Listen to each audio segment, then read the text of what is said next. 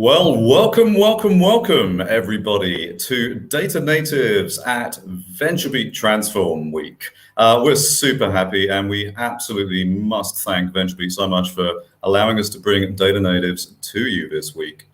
So we've got a few opening notes for you. First of all, I know that anyone who's been watching Data Transform Week will know me as VentureBeat's MC.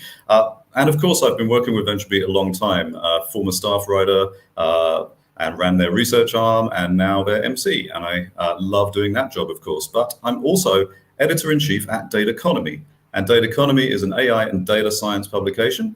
And it runs Data Natives, which is Europe's biggest and largest AI and data science event. First of all, before we get started, we couldn't possibly do any of this without our partners. We want to really thank our special partners, BiTHouse Group and United 17 Venture Lab. Thank you so much to them. Really amazingly helpful throughout the whole process of putting this together. And 3PC, thank you so much for your incredible studios and facilities here in Berlin, where we're broadcasting from today. Again, couldn't do this without you. So thank you to our special partners.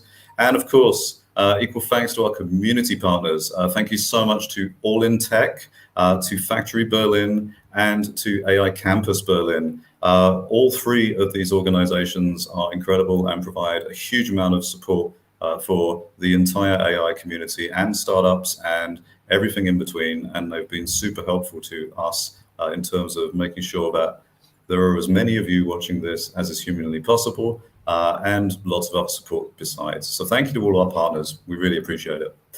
We want you to use the hashtags. I mean, just as the VentureBeat marketing crack team spent years coming up with hashtag VB we actually took a very, very long time to come up with DNXVB, Data Natives X VentureBeat. So we would love you to use both of those. Anywhere that you can use hashtags. Use it on Twitter, Facebook, LinkedIn, Instagram stories, Instagram posts, and I'm still waiting for someone to do a TikTok using one of those two hashtags. So do it on TikTok too. Extra points if you use a lowercase x in the DNXVB. We're going to be talking about how AI is improving human outcomes with Shamala Hinrichsen, Toby Walsh, Kalta Chanaf, moderated by Alistair Kroll. We'll have all about deepfakes with Torsten Dittmar, Juan Carlos Medina Serrano, and that'll be moderated by Dan Taylor. We're going to be talking about AI for good and looking at the positive impacts of algorithms with Caroline Lair, Bart de Witte, and Taryn Anderson, and that's moderated by Nicholas Borisotto. And we have a great fireside chat coming up, Data Not Drama, quantum computing with Worley, of course, and interviewed by our very own Elena Pugia. So we have one more thing for you. If you are watching this through the VentureBeat portal, the VentureBeat Transform portal, you will find right below the main stage window here our very special Data Natives networking room. We think it's the closest thing to in-person networking possible. And you've actually got two rooms in there. You've got the networking room, where you'll find a rerun of Data Natives Unlimited 2020 Day 1 sitting in the bottom left corner. And we've got the not working room. If you're bored of networking for people to talk business, go to the not working room, and we've got a nice little surprise in there for you where you can just chill and talk about the weather or food. It's very simple. You move around and join groups of people. They hear you when you're close. They stop hearing you when you move far away. If you want to listen to the Day 1 in the corner, just move close to the video. You'll hear it. So without further ado, I would love to hand the stage over to our CEO and founder at Data Economy and Data Natives, and a very good friend of mine, Elena Pugia. She will be coming on to deliver our opening remarks in approximately 30 seconds.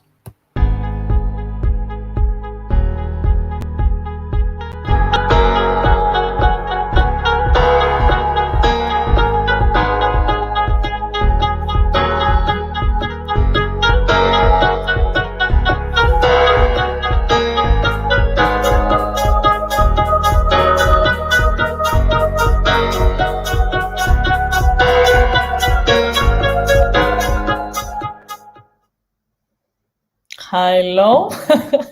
Hi.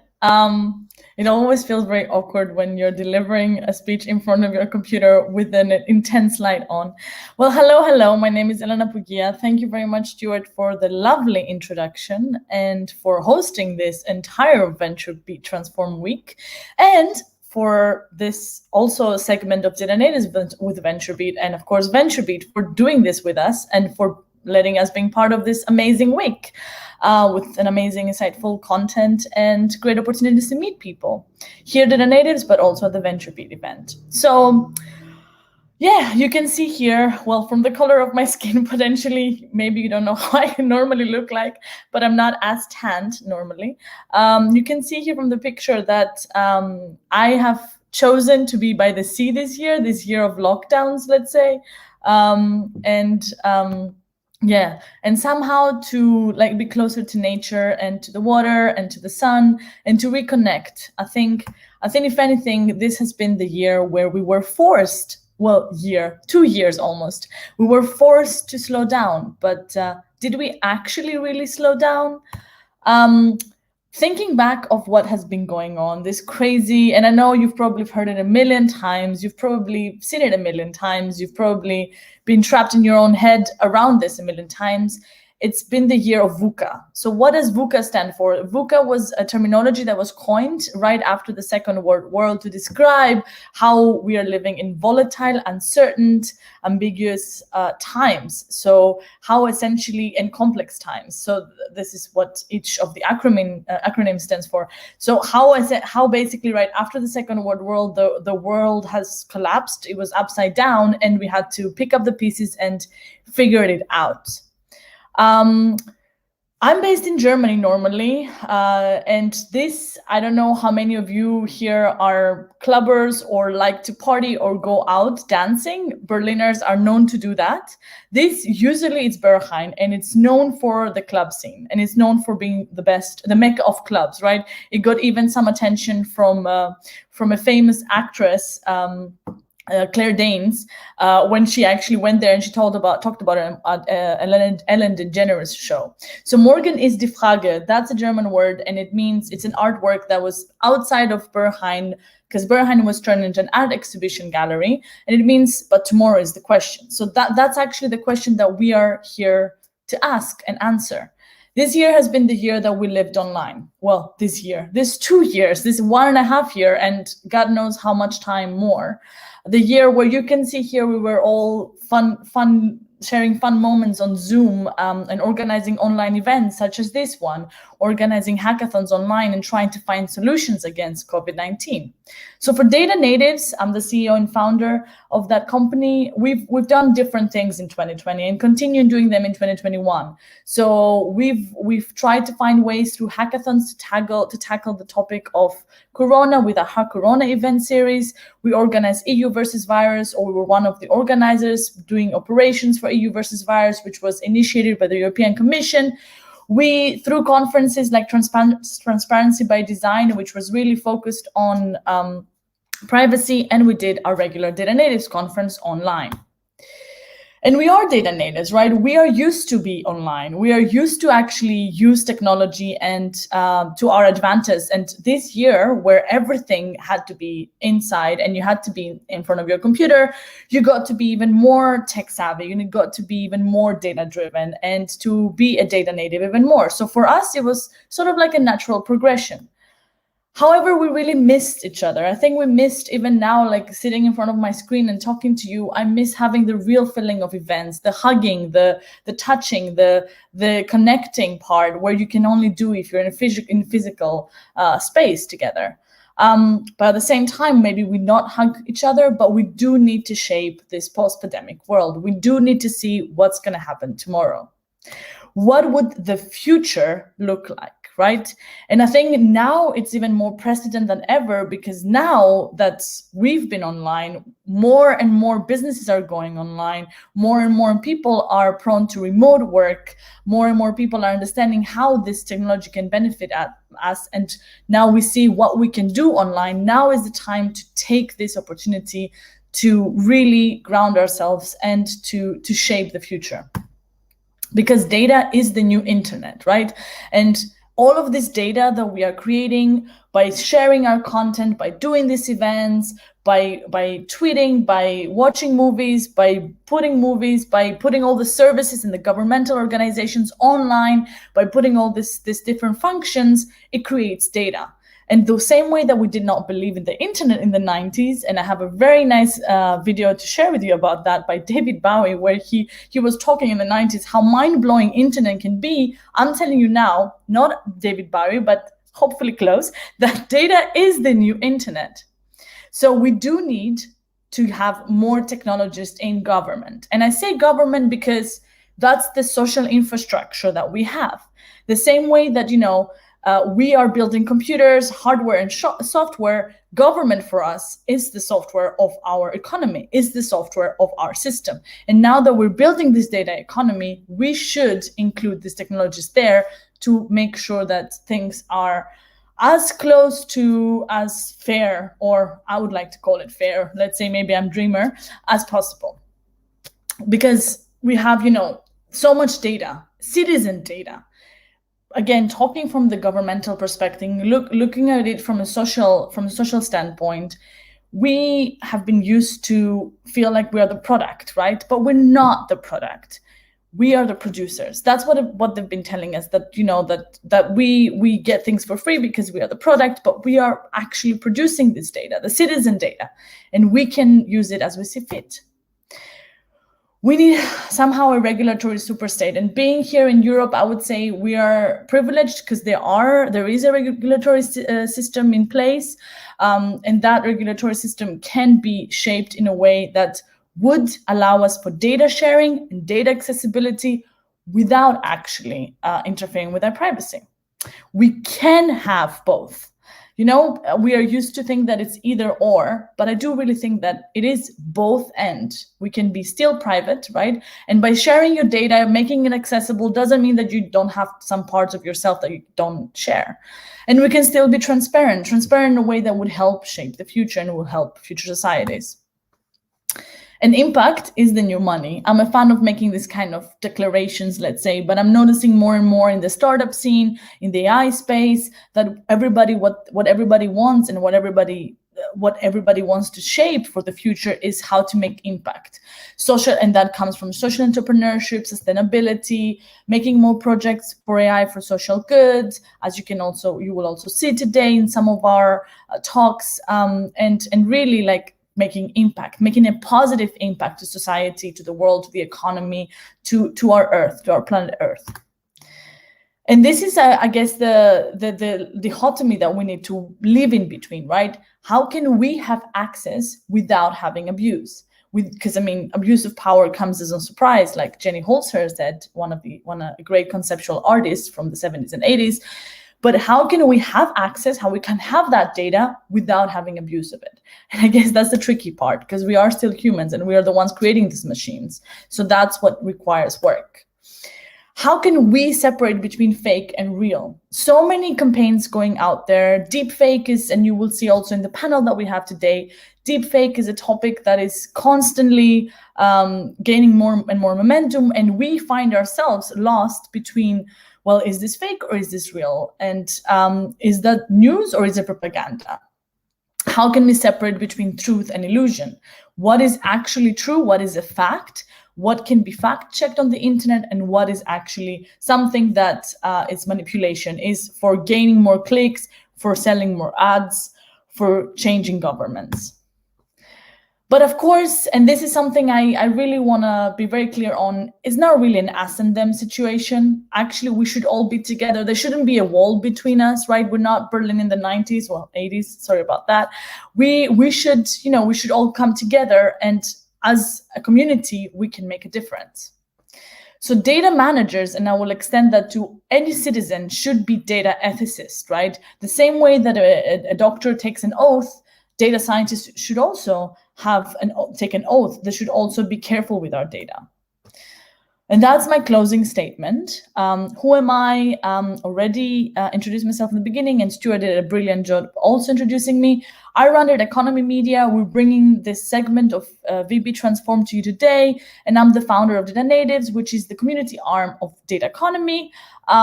Please share, tweet, share your thoughts, tweets using this hashtag DNXVB or VB Transform.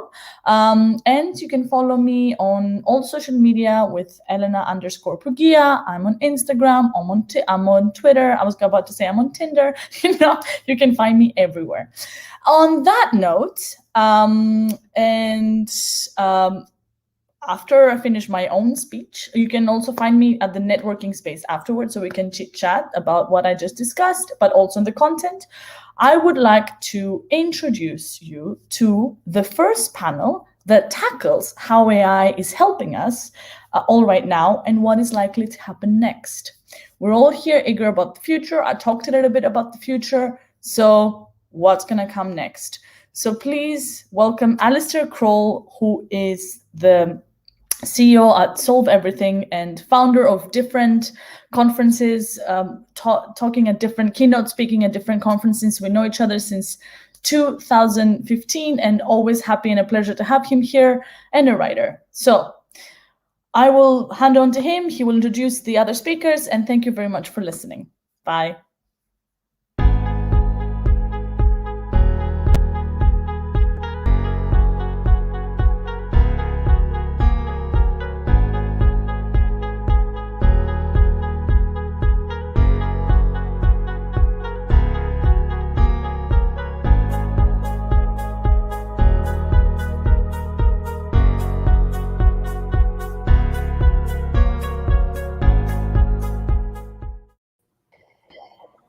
Good morning, everybody. Hi, how are the rest of you doing this morning? Great, thanks. So before we get started, I want to frame today's discussion because we so often spend our time talking about the downsides of AI, and there are many of them. There are lots of reasons to be concerned about machine learning. Machine learning, by definition, is prejudice. It's trained on the past. It's trained on what we used to think. It's literally prejudging things based on classification and information. And so we often talk about the downsides of machine learning and AI and surveillance and the data-driven society. But the reality is that every technology is a trade-off. If I really care about my privacy, I turn off my location tracking, but then I can't use Google Maps, for example. The last time I was in Berlin, which was far too long ago because I've been stuck in Montreal for 18 months, I remember going to a coffee shop and they had a sign on the wall that said, "Das Leben ist kein Ponyhof," with apologies to Elena for my horrible German. But it means roughly life is no walk in the park, or life wasn't meant to be easy, or life's not a bowl of cherries, to use more North American idioms. And I think when we're looking at machine learning and AI and the advances of technology, technology isn't a walk in the park either. It's both good and bad. It's both helpful and dangerous.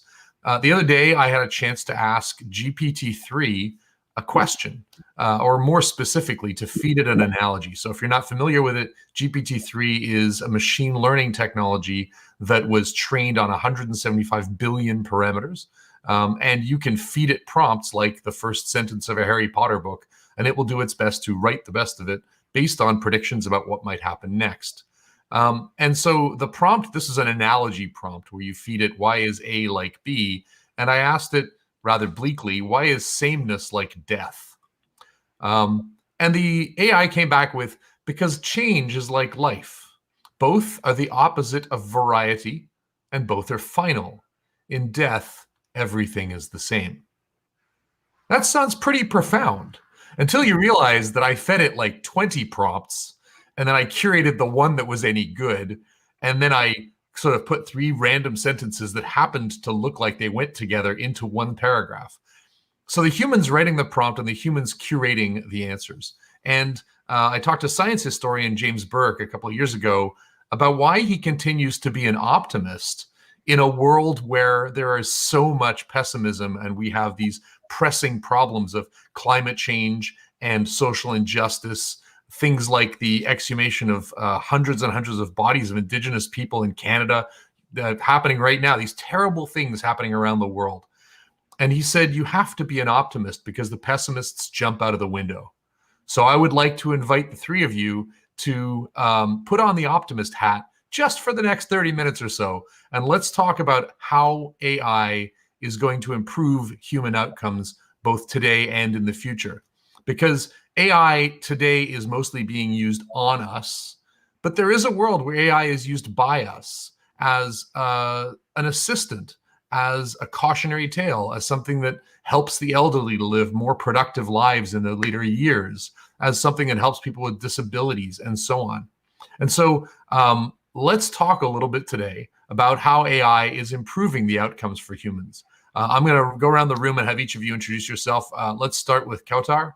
And I love the fact that this panel is from all over the world. So you've been in Dubai, in Morocco, in Rotterdam. Shamala, you've been in India, Ireland, and Luxembourg. And Toby, you're coming to us from New South Wales. So we pretty much are circling the globe, which is fantastic.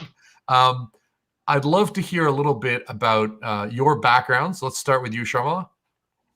Sure. Thanks, Alistair. Just checking my voice. You're the first people I'm speaking to this morning. It's quite early here in San Francisco.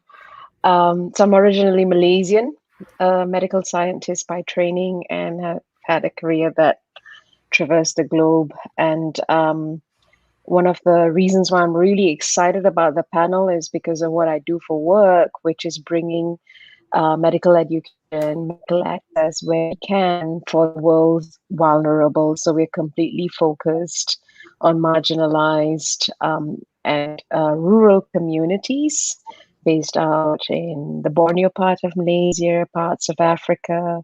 We're looking at entering other geographies that would require any of our help. And I'm really interested to hear from the other panelists and also share where it's really hard given I am the eternal optimist, and given what AI and its capabilities are already, and as we look into the future, I'm very keen on how we'll make that economically viable also, so that we can actually access more people. That's where the base of this discussion is for me, and what I would like to bring into the discussion as well. Thanks. And thank you for getting up so early in San Francisco as well. I know it's not easy. I've got coffee here, but it may not be enough. So cheers. Toby, how about you? Well, good evening from Australia.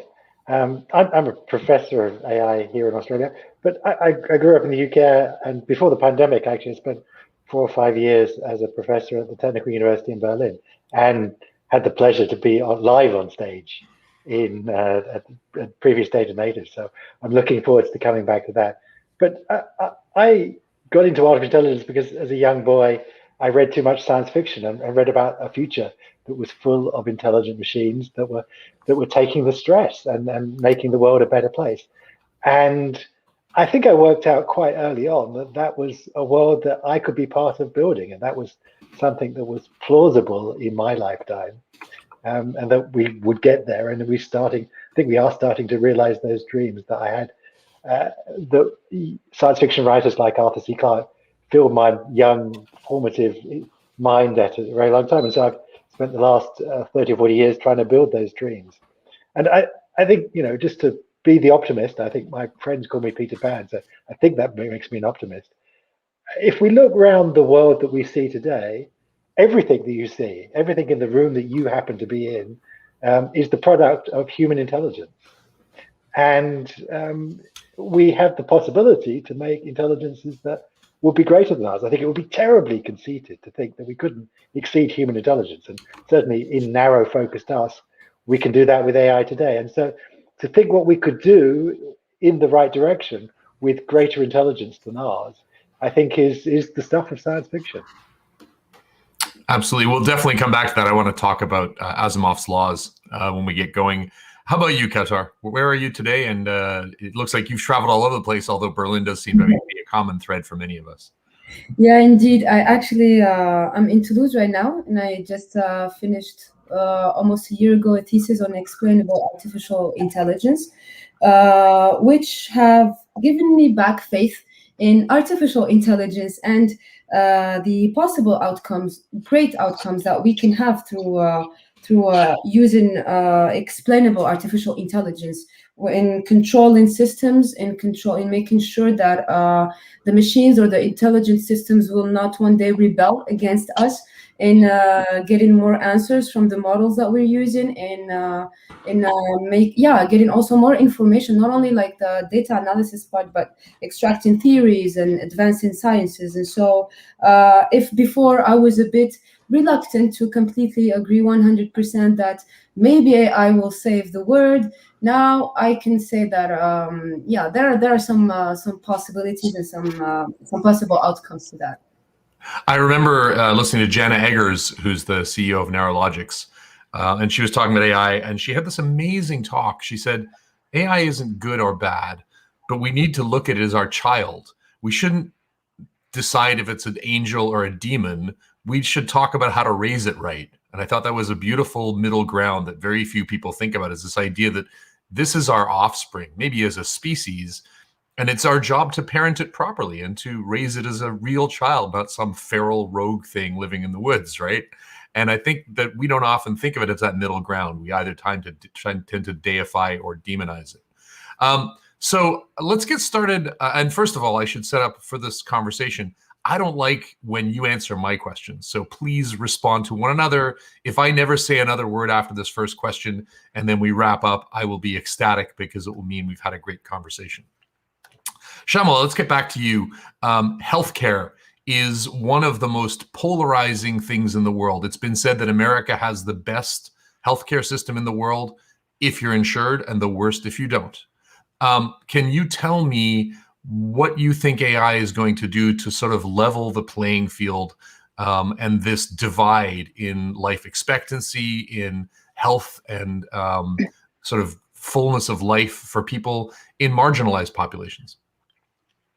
Sure. Thanks so much, Alistair. I'm really excited. And I think the risk is with that question, I might take the rest of this 30 minutes just to answer that. So I have to like cut myself off at some point. I think here's the thing. I live in the developed world. I lived in Germany, in Berlin, and then now in the US, and I'm thankfully insured. And very often then you see the disparity, and which is where like the work that I do, I'm very hopeful that with the AI, that AI can come in and at least try and close that gap. Like if you look at, I live in a city where all the time I see cars being trained to drive on their own, to the point that you spoke about how you have to train and bring this feral child into one that's going to be of use. I see it happening around me like all the time. And as I approach these cars, I'm like, okay, I also have a responsibility as a human approaching this AI that, it needs to learn that if I'm going to do this, what is it going to do next? And taking that into context, let's look at AI in healthcare. The biggest gaps it's going to feel it's filling is to help people stay healthy so that they don't need a doctor, or at least not so often. And I work with populations where 89% of the time, just generalizing across the globe, people never get to see a doctor at all.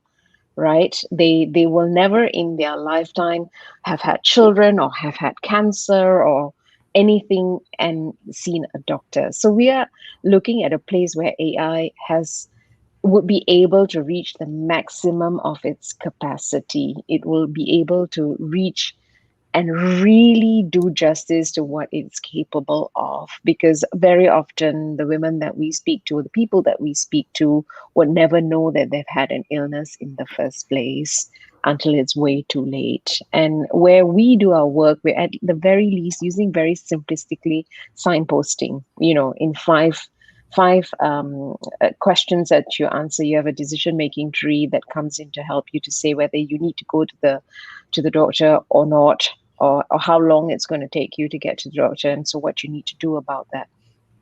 I often say, it's every time it's post something harsh that has happened to us that we learn to create tools that can then try and help as many as possible. Post tsunami, that took many, many lives, we began to have these warning systems across the world where tsunamis can occur. Like if the waves begin to change pattern, a siren goes off and people know they need to run to security. And these are the people that I work with. These are the people that we serve, that we want to serve. And very often I say, like, we need to have that siren system. If there is a dengue outbreak, a cholera outbreak, there needs to be a system. It doesn't require highly intelligent AI, even very simplistically. It needs a system where there's a siren that goes out and mass amounts of people are made aware of what's happening. So that's one extreme of it, where medical emergencies happen. That's one of the sectors where we want to see AI moving forward as quickly as possible to get as many people in touch with healthcare to begin with. These are people that have no touch points with healthcare to start with. Let's bring them at least onto that ecosystem, that healthcare systems actually exist, and then moving on from there. I'll probably have much more to say as this conversation unfolds, but I'd like to pause at this point. Alistair, let me say, I grew up in a country which used to have the best healthcare system in the world, the UK, the national healthcare system, which was free healthcare for everyone. I don't think it's quite as good now, but I think that the promise is to make healthcare so cheap that it is literally free for everyone, that you could put on a smartphone the best medical knowledge you could, and distribute that at almost no cost, because the one thing that the AI does, the technology does, digital technology, it lets you scale, and it lets you scale at almost at no cost. And so I think that the promise that people are dying every day in their thousands for diseases that we know how to fix, that would cost pennies to fix, if only we could disseminate that knowledge better. Charlotte, it seems to me like AI and machine learning might be very good for triage, where you can quickly decide if someone should go to the hospital or if it would be a waste of a procedure, where you can shorten the diagnostic test process and reduce the diagnostic costs. It doesn't really address, and you can certainly use it to diagnose a chronic condition and then give a person reminders that might change their behavior with nudges to improve their diet or their exercise or whatever things might help that condition.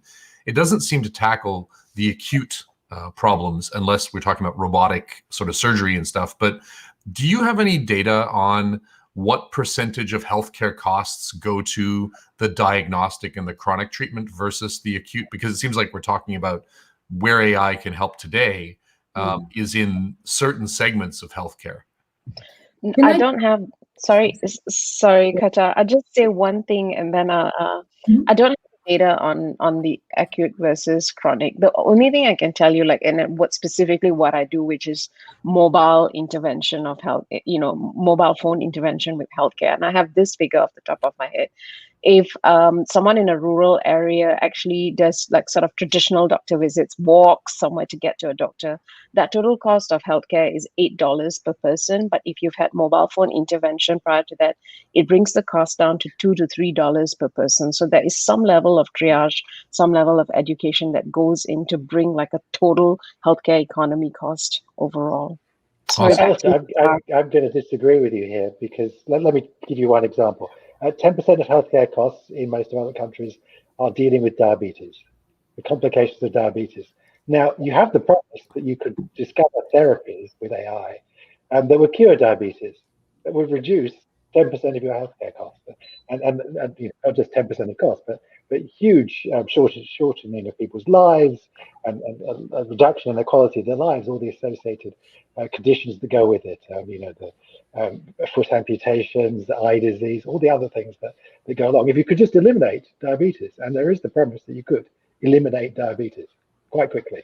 That's a great point. Qatar, you wanted to chime in, and I'd love to hear your thoughts on explaining the diagnosis. Obviously, there has to be an accountability behind this, and if you have a machine making decisions, how does a human sort of chime in and make sure those were okay?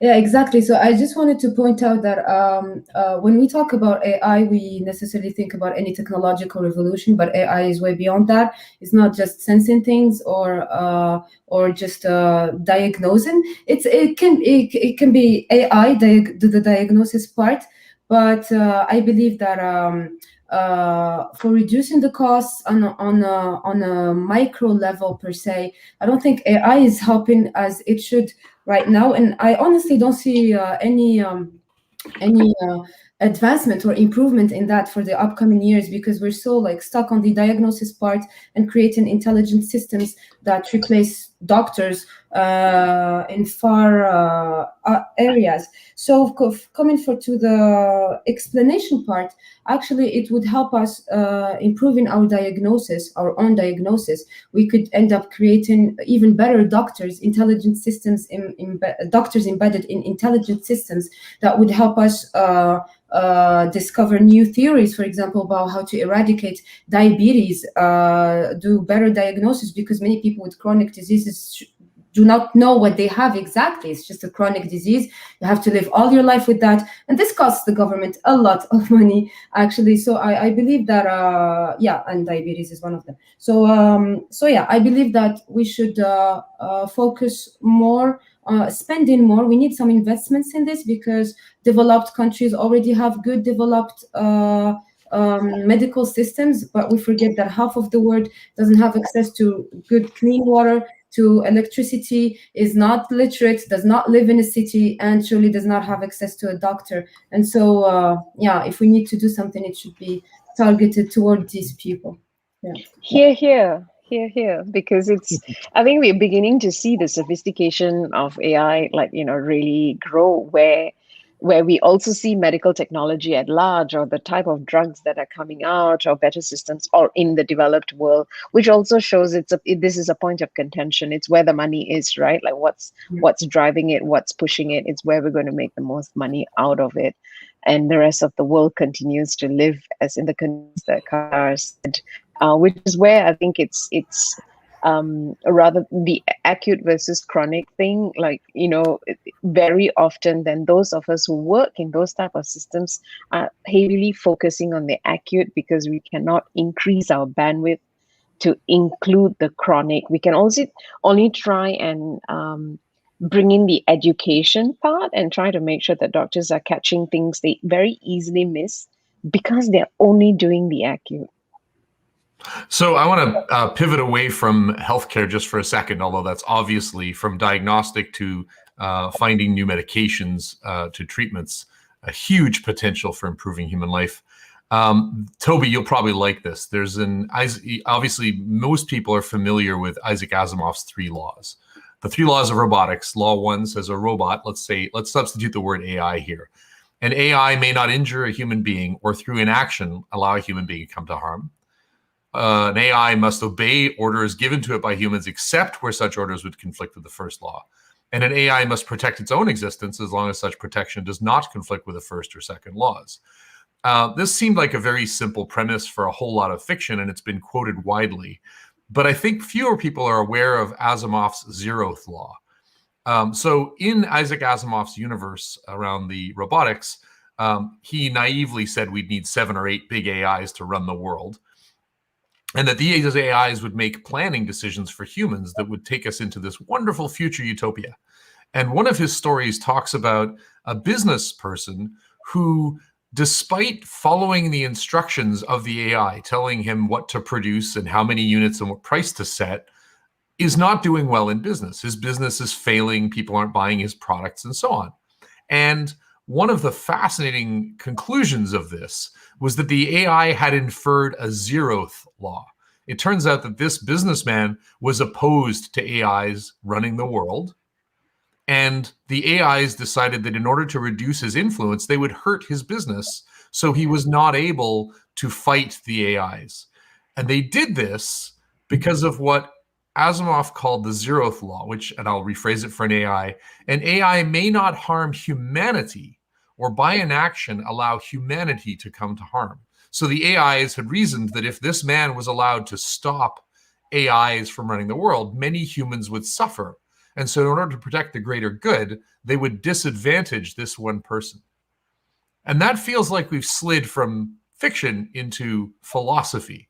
So Toby, what are your thoughts on how we can use AI to plan our way out of some of the world's biggest problems, climate change, whatever else, better laws, finding loopholes, tax regulation and governance, compliance, things like that, without the algorithms deciding that they are doing it for our own good and need to manipulate us in order to produce outcomes, because we are part of the system. We are, but I think if we end up in those sorts of situations, we deserve everything that we get. If we come out of the pandemic and we don't make society a fairer, more just, more equitable place, then humanity deserves, all the pain and hardship it gets, because we have given an opportunity here to make the world a better place. In my last book, I said we need a big shock. I thought at the time it was going to be climate change. Maybe it's still going to be the climate change.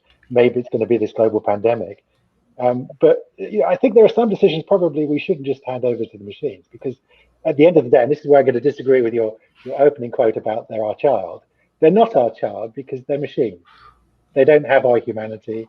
They don't have our mortality. They'll never fall in love. They'll never lose a loved one. And those are all the great things about lived experiences of being human, of the short, brief lives that we get to experience on this planet, and that make life so special. And the machines will never have any of that. And so, and they certainly won't be accountable and punishable for all those things. So we shouldn't ever give them the sorts of responsibilities where we need to hold them to account for Zeroth laws. Koto, what do you think about that? That sounds pretty close to your wheelhouse. Yes, well, I totally agree with that. Actually, we have been romanticizing many things that are in life. We have been romanticizing multinationals and attributing values to them and visions and missions. When you, drink, Coca-Cola, it shows that you're a cool person and enjoy some nice cold beverage in summer. And when you, wear Adidas, you're actually active and everything. So, we're doing the same thing with AI. Actually, we're giving it values. We're giving it purpose for existing. We're giving it thoughts and emotions that someday it will rebel against us, which is never going to be the case, because this is what's different. Like, AI can understand the word emotion, the hormones and whatever is secreted in the body when that emotion happens, but it cannot feel it. And this is what we sometimes tend to forget, and this is why people are very reluctant when they hear about AI. But actually, there was a small experiment that was done by Facebook. So they created 2 chatbots and they let them talk together. And these 2 chatbots ended up creating their own language. So what I'm saying is that, who knows, AI might turn against us, but it's not emotional, it's not personal. If they do turn against us, if they do kill us, if AI does end this world and humanity has ended, it's not personal, it's not emotional, it's just technology superiority in itself and trying to reach its own limit, because that's the goal of AI, is perceive the potential without a limit. So yeah. I'm thinking that the Terminator would be very different if Arnold Schwarzenegger had said it's not personal, No, that's true. But which also sort of to bring that discussion to a point, and I'm quite curious to hear, there are things which humans, because of our emotions and because of our ability to do many things, we are then not the best suited to make certain decisions or the best suited to actually solve certain things because of these very qualities that Toby brought up. And in those instances, it's where, in a very, very overarching philosophical way, where I see AI being able to step in and do what it needs to do within its controls and its means. I brought it up earlier. Driving is a very good example of where humans should not drive. I'm a big believer that humans should not be driving because we can be... it depends on your day and depends on how much your young children had given you a hard time as you were driving. And we are then bound by that. And it's actually where AI can step in and play that role for something that humans have, not traditionally, but at least in the last years have had to do. Yeah, Daniel Kahneman has that whole line about noise, that he says that noise in systems, if you ask 10 people to estimate how long it'll take to complete some software, even experts in their field, that come back with widely divergent opinions on that stuff. And so it does seem like, AI can be a conscience for humans, where it can say, hey, that law you're passing is widely different from how it's been passed to people in other racial groups. Maybe you should reconsider. And it seems like providing that context or that chimeral personality where you have the human with a machine sidekick that is giving them advice or counseling them is a pretty, that's what I meant at the beginning by today we have AI used on us to tell us what products we should buy and so on. But AI used by us as a sort of sidekick to give us advice does seem like a fairly positive thing if it's explainable.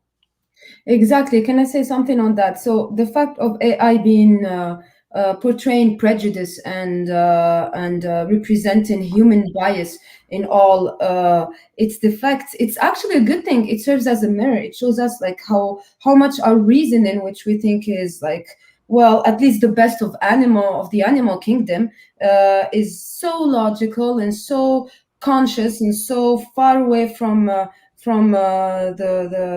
darkness of emotions and superstitions, I may call them.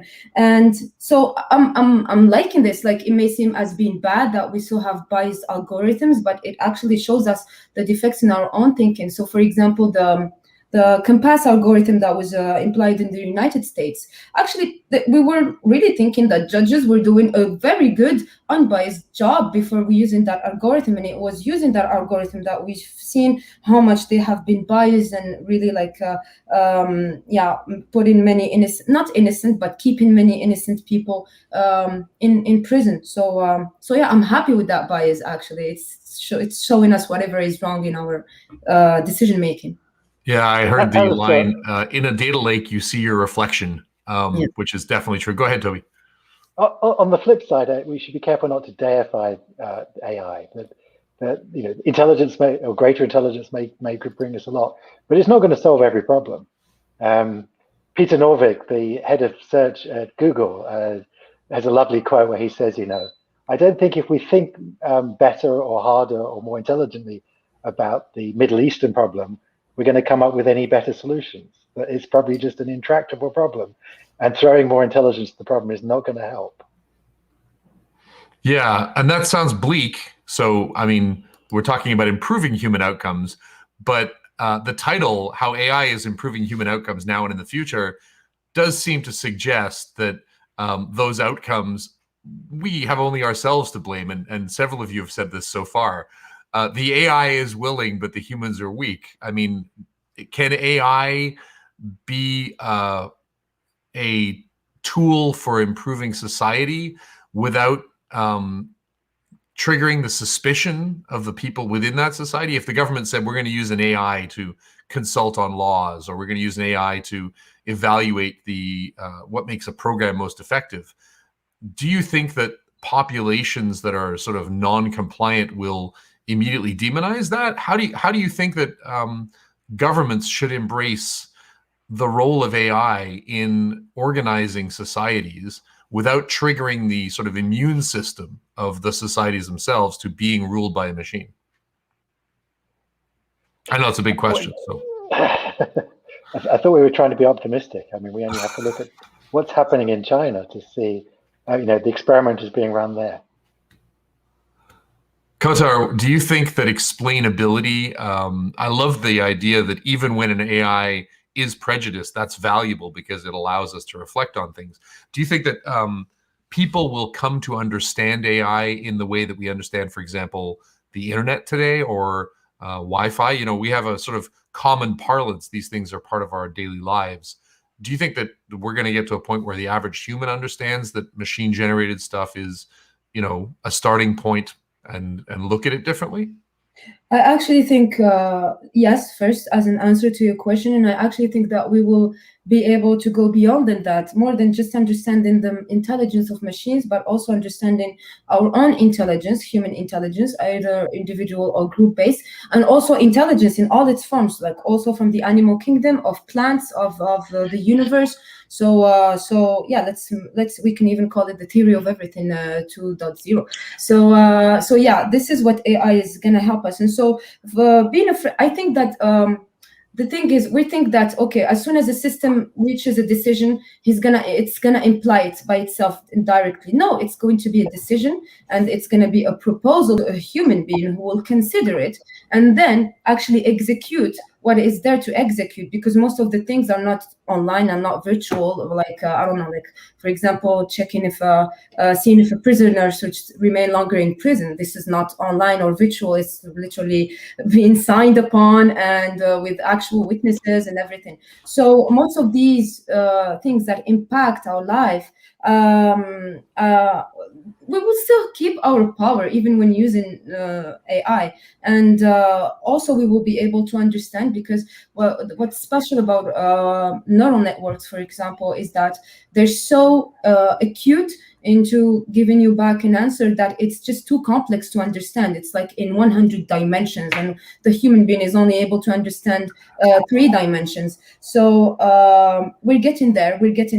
It starts by simplifying first the dimensions, but yeah, slowly we are getting there. It's not yet the case now for many models, but there has been great improvement in that field, and I remain quite optimistic about that. So when this is introduced, it will give organizations like the European Commission, for example, tools on which they can make sure that the AI is, first of all, confirmed to how it's supposed to be executing, and then let it do the execution. Awesome. Well, this is a good conversation, and we can keep having it. Fortunately, we have a networking area following up from this in spatial chat. So if attendees want to join us there, they're welcome to hang out and ask better questions. I think what I've taken away from today's discussion is that AI is improving human outcomes, and will do so in the future if humans can just get their act together. And the onus is on us to take this amazing set of technologies we've created and use it to help across healthcare and arts and society and so on. But we have only ourselves to blame if we don't take advantage of it. So thank you all very much for joining me for this fascinating conversation. Keep up the great work you're doing around the world, and I'll see you in the spatial chat networking afterwards. Such a pleasure to have listened to all of you. Being the non-AI expert, I was just really thrilled. Thank you. My pleasure too. Pleasure sharing. Thanks, everyone.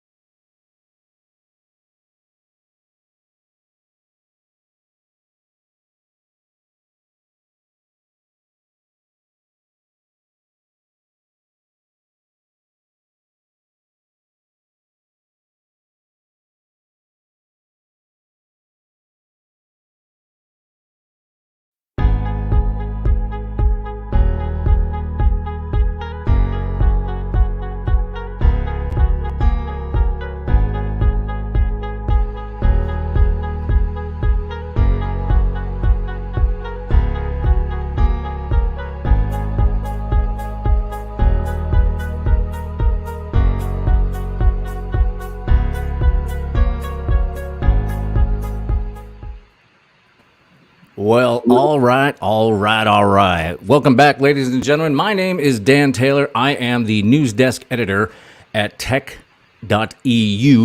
And today we're going to be talking about a topic that is near and dear to my heart, which is fake it until you fake it. AI is warping reality. What's the path back to truth? So after fake news, the new frontier of AI-based scams is deep fakes. According to Deep Trace, there were 7,964 deep fake videos online at the beginning of 2019. 9 months later, that number jumped to 14,678. On the dark side of AI, deep fakes use AI to create and edit seemingly real videos and audio recordings, and anyone with access to this technology gains the power to manipulate beliefs. How will that affect social media, data sovereignty, and well-being? That is what we are here to talk about today, and I am joined by Torsten Dietmar, founder and CEO at Poly, and, he's probably going to hate me for saying this, but doctoral candidate Juan Carlos Medina Serrano, head of data at Bavaria's Christliche Sozial Union.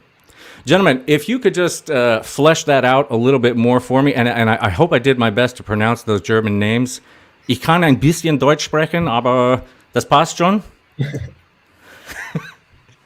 Yeah, Torsten, why don't you tell us a little bit about what Poly does and how we're how that leads into deep fakes and AI.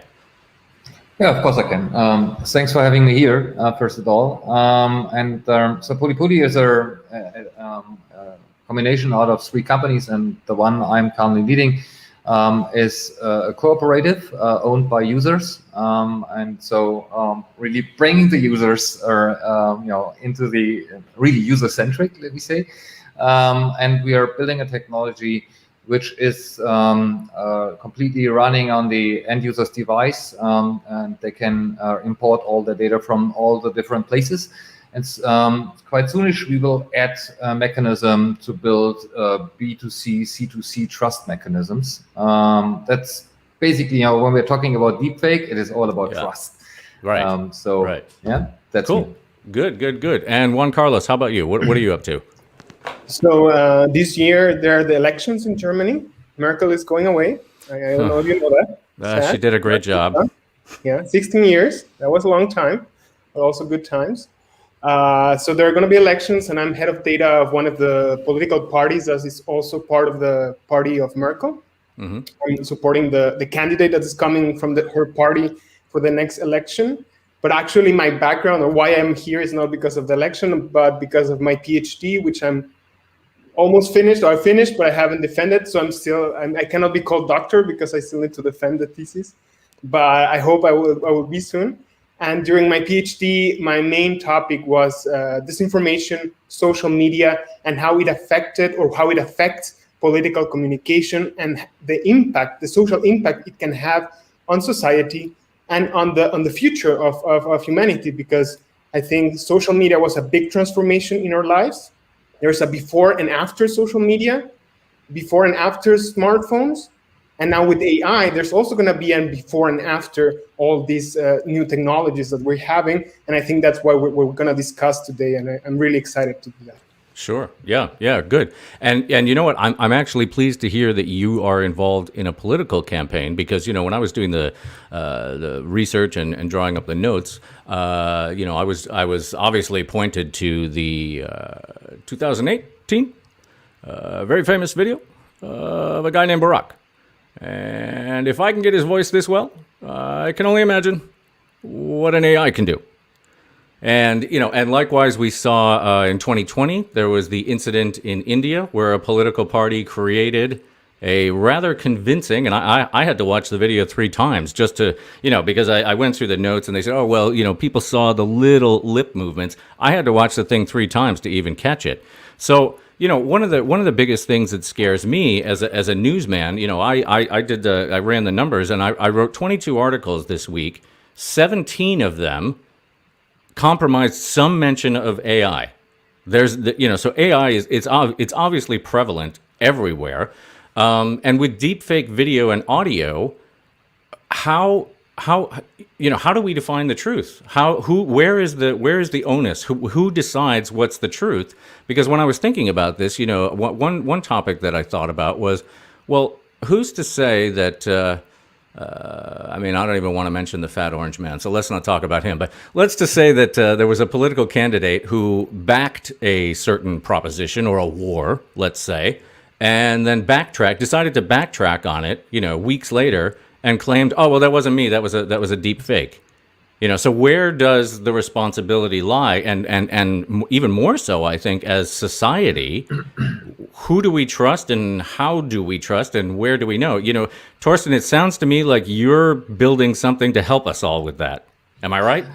Yeah. So I would distinguish here clearly between telling the truth and if something is authentic. That's fair. So from time to time, people are telling really bullshit, but they really have told us these bullshit. So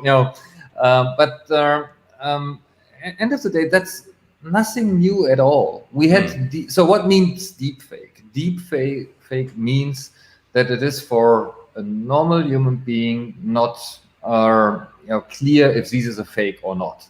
Yeah, and we had that in the past. I guess at least I know one which is more than 1,200 years old. Where a Pope made a really good deep fake about what kind of land is belonging to him and which not. And nobody was able really to say, hey, this is a fake. So what kind of mechanisms we had already, we can just try to re-establish them first of all, because what we currently have in the internet is the problem that our normal mechanisms are not able to help us anymore. It looks like that we have social media, but it is more an asocial media. It looks like that we are talking to people directly, but that's not the case. We are talking to servers and servers to servers and then to people, blah, blah, blah. So the way how we did that in the past is basically coming back to the person who was the creator of that say video or whatsoever or a newsletter, and say, was it really you who said that? That's first of all a very simple mechanism we can try to use. Then we have also distinguished clearly here between that citizens can be victims in two ways. They can consume a deep fake about a politician or whatsoever. That's really dangerous for the community. But we should also not forget that we have cases where people were victims of a deep fake because they were faked. So normal human beings, not a politician or VIP or whatsoever. We had that case in Australia where a lady found themselves as a porn star, never being involved in such a kind of thing. Right. And these technology, or maybe trying to use technology to find out if something is a deep fake in the meaning of saying, are there artifacts or whatsoever, that will only helps for the first part of what we talked about, that their VIP was faked and I'm just consuming something like that. It will not help at all for the second part, because there will be millions of things like that out there, and we don't have the capacity. Experts are needed to really find out, or special technology is needed to find out if something is a deep fake or not. Is that really something that will help that lady in Australia? I don't think so. So we have to find two ways how to deal with it. And one thing that will always work is trying to go back to the author, saying, hey, was it really you? And that is a very, very old mechanism. It worked out quite well in the past. So question is, how can we reestablish that one? Yes, I would agree with you. However, the events of the past. How long has Biden been in office? About a year now? No, not even. Yeah. So the events of the past 4 years. I mean, I can't verify, but my personal opinion is 92.8% of the shit that came out of that guy's mouth was bullshit. But in your defense, you're still relying on the authenticity and the integrity of the author, which then, if you go back to somebody like him, then it's really up in the air. And I think this is why you've still got this perpetuated lie of the election being stolen, right? Juan Carlos, I don't want to leave you out of this. What's your take on all of this? I mean, you're involved in politics now. What do you think? So I think right now the biggest problem is when you have public officials that are telling lies, because this has a direct effect where you have someone in government that is trying to fool you somehow. So this has an authority level. So I think this is the biggest problem right now. And the second problem, before talking about deepfakes, is the recommendation engines in the social media, that they are taking these statements from these of public officials that are lies, and they're being spread on Facebook, on Twitter, or on different social media. And this is a problem. Not only the source, but the media, how it spreads. And this is going to be translated also when deepfakes, the two pillars of a problem start when first you have scale. Right now, we don't have scale with deepfakes. Yes, you can have your computer, you can do your deep learning model and have some kind of okay video, but to really have a perfect video that is you cannot really identify, there's no problem with it, you really need 24 hours of training, or 2 days or 5 days, whatever right now. That means producing them at scale, it's still not doable today. Right. That many millions of people are doing at scale. Right, but we also have, I don't remember if it's Oxford or Cambridge, one of those nice schools here in England, where they introduced quantum computing as a service. So what's to say that I couldn't, reduce that 24 hours down to 24 seconds? That's going to change, definitely. So a scale is not a problem right now. Yeah. Like with fake news, that we have public officials saying lies and being spread all over the social media. It's a problem now. With deepfakes, we still don't have the scale, but we're going to get to it, because all the algorithms are going to be trained faster. We have better GPUs, better TPUs. All of the technical part is going to be really like the next Moore's law that is going to increase. So it's going to be will not take 24 hours, but 5 minutes. Yeah. And then there's the second pillar that would be like the problem with deepfakes is the first one was scale. How a lot of people doing it at scale, and the second one is reach. If it's spread by recommended systems on social media, then it's going to be a problem. Because if you create a deep fake and it's not spread, it doesn't go viral, then it will also not have an effect. So you can have as many videos as you want of Obama, of Merkel, but they're not going to have an impact on the elections or on the electorate. But if you have them at scale, everyone seeing these kind of videos all the time on your news feed, and there's a moment you cannot define what is real and what's not, then is when deepfakes could be a big problem. Right. Yeah. I disagree, to be honest. So yes, scale is, of course, you're totally right, will make everything worse. But it could be even, just one video in a small group of people who get radicalized by that and doing then really awful things is a problem that is already big enough to think about it. So it's not only, and we should never forget, and you're totally right when you're here in Germany, but for example, Reddit had quite, they have reach, lots of. And the lady we just talked about in Australia, the problem was at Reddit. So yes, you are right, maybe that's not a big issue currently in Germany, but that doesn't mean anything for the rest of the world.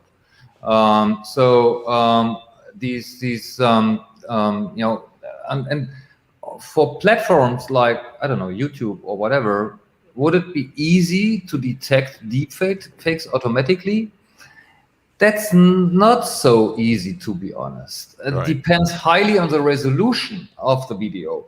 So if you high res, then they maybe have, at least they have the computing power and the experts to detect stuff like that. But at least what I heard is that even with this kind of technology, you would still need a human being assisted by another AI to detect a deepfake. And that will not scale at all. So the creators of deepfake will always be ahead of the ones who are trying to detect that ones. So we really have to sort out, there is not one single answer how to fix that. So curation can be one. That was a mechanism we have used in the past, so that, for example, there are experts in newspapers or publishers saying, hey, we have really went into the details of that video and we've proven that this is not a fake. So then me as a consumer, as I can say, okay, the Guardian is quite a remarkable newspaper. So when they are saying that's true, that's not a fake, then I will believe it. That's the way how we did it in the past. Yeah. I mean, just talking about the creation here. Of course, for research purposes only, I acquired the DeepFace Lab software. And I'm sure Stuart is probably listening to this session right now, but I have a headshot that I did with Stuart a while ago, and I created a very rudimentary video, which I will share with him afterwards.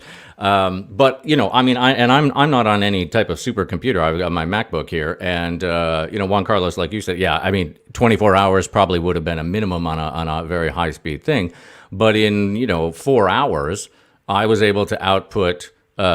Stuart just saying a few ridiculous things, and Torsten, I actually didn't even think about that, but yeah, I did like a 360 pixel resolution, and it's really low grade, and so I'm sure an AI probably couldn't zoom in to the detail level on that. So like Torsten, I totally agree with your. As a society, we've always just gone back to the author and said, hey, is this the real deal or no? But unfortunately, I personally feel like the world is moving more in the direction of liars and cheaters tend to win. I mean, win, doing big air quotes, right? So, what do we do about this? I mean, the state of California enacted a law a few years back that said it was illegal to, post any, derogatory or video or leading 60 days up to an election. Which I thought to myself, I mean, hey, that's a nice move, guys, but the internet is forever. I mean, I can post it 61 days before the election, and that doesn't mean somebody's not going to see it the day before.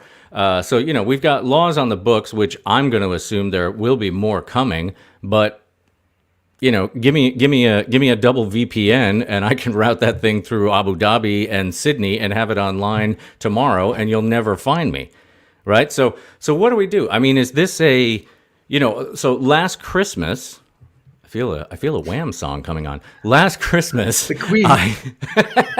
I sat down and I watched Channel 4 did an alternate version of the Queen's speech. That was awesome. It was incredible. I mean, it was the Elizabeth we all really wished we could have. And it raised some eyebrows. I mean, there were obviously proponents and there were obviously detractors. Because when I first saw it, I mean, I was I consider myself a fairly well-intelligent and informed guy.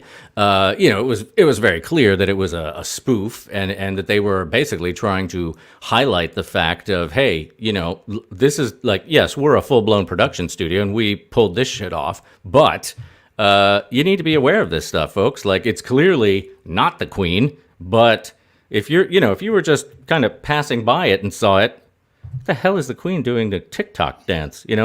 So I mean, is this a question of we just need to, I don't know, sit the entire world down and say, okay, look, technology is at the point now where, give me 24 hours, give me a picture of you and 24 hours, and I can, have you doing ridiculous things. Is it simply a matter of civics, re-educating or educating the public? What do you, Juan Carlos? What do you think?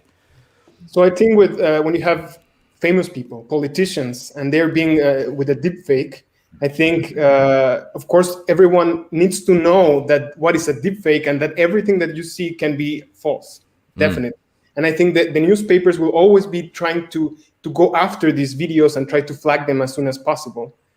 But I think that the biggest problem is when you go at a local stage. For example, 2017 in India, there were some fake news rumors going on WhatsApp about some child abduction going on in one town. So these people read this news. There was just text. It was not even images, with only text, and they went there to this town and started lynching the people there. I think 10 people died, and that's the effect of just reading text. It's not even video. If you see a video at a local stage of someone else in another town doing some horrific thing that probably it's not that guy, it's a video of a movie or of someone else, and they go and take action on this, there's no newspaper that's going to fact check this video. It's probably just going to be on WhatsApp where it's encrypted, so no one is going to find out that it exists. So I think when it goes at a local level, the solution of just telling everyone, let's be cynical, there are problems with technology, you need to understand them. I think people just look at famous people being deepfake, but I think when we go in the local stage, that's some I don't have the answer how we could solve that, or what would be like, how can we really stop this technology from being used at like my neighbors, a video of my neighbors being deepfaked and creating a problem between neighbors and Right. But by the way, there's also a very nice deepfake about Angela Merkel and her last day in the office. So when she started, dancing out of the office and said, "I'm so happy that I'm now getting rid of that job," and so I guess these problem with VIPs and politicians and so on and so forth getting deepfaked is the easiest part to solve. Yeah, because it's just a small group. Yes, some of them are idiots and they maybe are trying to lie to us. By the way, that's also a problem we had for decades. So that has nothing to do with technology. That's part of being a politician, isn't it? We are crazy animals, humans. So some of us are more crazier than others. So anyhow, but the exactly what Carlos said, when it comes to the local level, then we are really into trouble. Because first of all, normally that takes action immediately. If you have that on a governmental level, it takes a while before everybody's running crazy, so you have some time to react. But on a local level, first of all, the government's getting too late aware about stuff, then it's normally already too late. And it is, by technology, it is not really easy to fix that problem. Because here we have a scale problem, really, because you have millions of people who can create immediately deep fakes or fake news or whatsoever. And of course, we should not try to implement a kind of a police who's judging what is right and what is wrong. Because that's a different story. As I said, being authentic is one thing, being the truth is another thing. So we should make sure that we know if somebody really said something or was the originator of whatever. It can be still completely bullshit, which is fine, because that's how we are. Lying is, by the way, the word with the most synonyms in our languages. So that's a fact. And when you try to fix, or if you're mixing up all these problems, you will never find a solution. We really have to make sure that we are able to say who was the creator. And there's also, by the way, technology we have built already for that in the music industry. So there were already some implementations for that. But nevertheless, and that's basically, Carlos, your job then, we have to create the laws around that. In Australia, again, we have the law that people can be sent to prison. So don't use a VPN in Australia for 7 years if you're creating a deepfake. If you send the request to our current government in Germany, so the official answer was there is no special law for that in the moment. As we had with GDPR, we need some lawmakers who are setting up the frame, and then others can build the technology and mechanisms, which has to rely on what we know from the real world. Because whenever tech guys are trying to make the world better as it was before, it normally ends into a disaster. We as tech guys have to learn from what human beings are using every day, because then it's easy to use for humans. If they have to get training and empowerment and blah, blah, blah, blah, blah, then it will never happen, because people just want to use Twitter and whatsoever. They don't want to make a study about computer science before they're able to use the social media network. Right. Now that brings up a very interesting point, I think, which is we need lawmakers to get on board with this, right? In my experience, lawmakers are usually not the most technically inclined people. Juan Carlos, You can you said talk? that- you said that it Can you talk to that? Because I think if correct me if I'm wrong, I think that's exactly what you do, is getting lawmakers a bit more technically proficient, or at least understanding. Yeah. This is a big problem, and when I was doing my PhD, I was also teaching to the students of political science, and we were teaching them machine learning from the first semester. Perfect. Because we knew that, of course, no, they didn't have to do a lot of math, like all the math that you need to know, but you need to understand how an algorithm works, how optimization works. What are these cost functions? These are like basic things that I think every policymaker that wants to regulate AI needs to understand. Because we had also politicians come to us, regulators of Germany, and telling us, okay, we want to regulate Facebook. We want to regulate the recommendation engine, and we want to have like 10 rules. And the rule would say, is Facebook doing this? Yes or no? Yes or no? Yes or no? Yes or no? 10 points. And the problem is that you have deep learning systems that have millions of variables. Right. You cannot have a list of 10 points with which you can regulate the recommendation system. You need a team of data scientists that understand the policy side and also understand the algorithmic side, and they can test for example, for bias or for different Facebook showing you different things in different locations, or depending on your racial or your location demographics. So these are things that you need a complete department of data science, and they don't have it. So the start is to make them understand how algorithms work. And this is also what I'm working now at the political party and also in the government, trying to tell them, we're too late. GDPR, amazing, but it's also too late, right? All these problems started 10 years ago when Facebook and Twitter were blooming and no one was paying attention. And now 10 years later, now we have like new rules and are trying to find misinformation, trying to stop it with good laws. And I think this is the same that is happening with the AI. We will be 10 years too late when it's already a problem.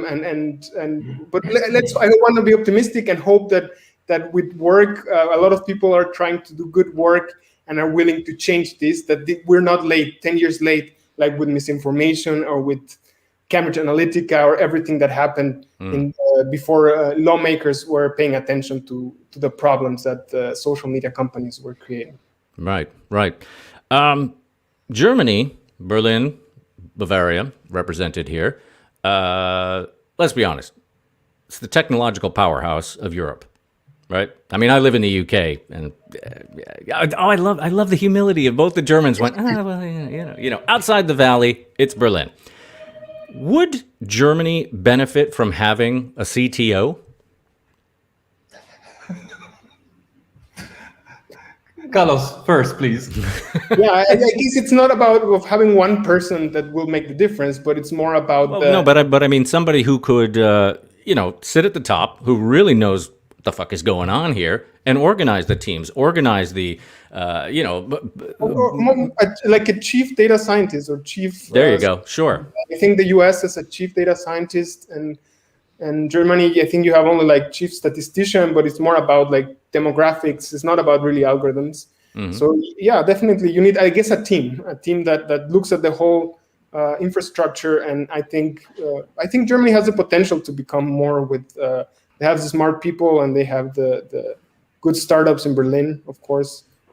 But we're also far behind Silicon Valley, of course. Well, yeah, potatoes. The valley is, I don't know. There are lots of places in the world, also in the US, in Oregon, wherever. There are lots of places where people are very innovative. So what the valley is special about is the way how to finance things, and basically the way how they finance things. We're creating all the mess we are currently into. So the valley is working on a dying business model, full stop. Because otherwise we are creating more and more of this bullshit. So we have to come up with a sustainable business model for data and so on and so forth. So, and there's one company in the valley who's really good in being the second one, and then afterwards starting a marketing machinery to make everyone believe that they were the first one, and that was basically Apple. Apple never came up really with the first iPhone or whatsoever. There were others before, So, and that's basically what Europe can really good in, and basically also maybe Germany, saying, okay, no, we don't have to be the most innovative one. If you look what we are really good into, engineering and all that stuff, it's all about optimization. It's making things better, not coming up with something completely new. Yes, we came also up with something new from time to time, but basically we are really good in optimizing things. So coming back to your question, having a CTO, so first of all, we have something like that. There's a minister who's responsible for digital stuff. We have the BSI, which is an organization which is responsible for security, So there are enough people there.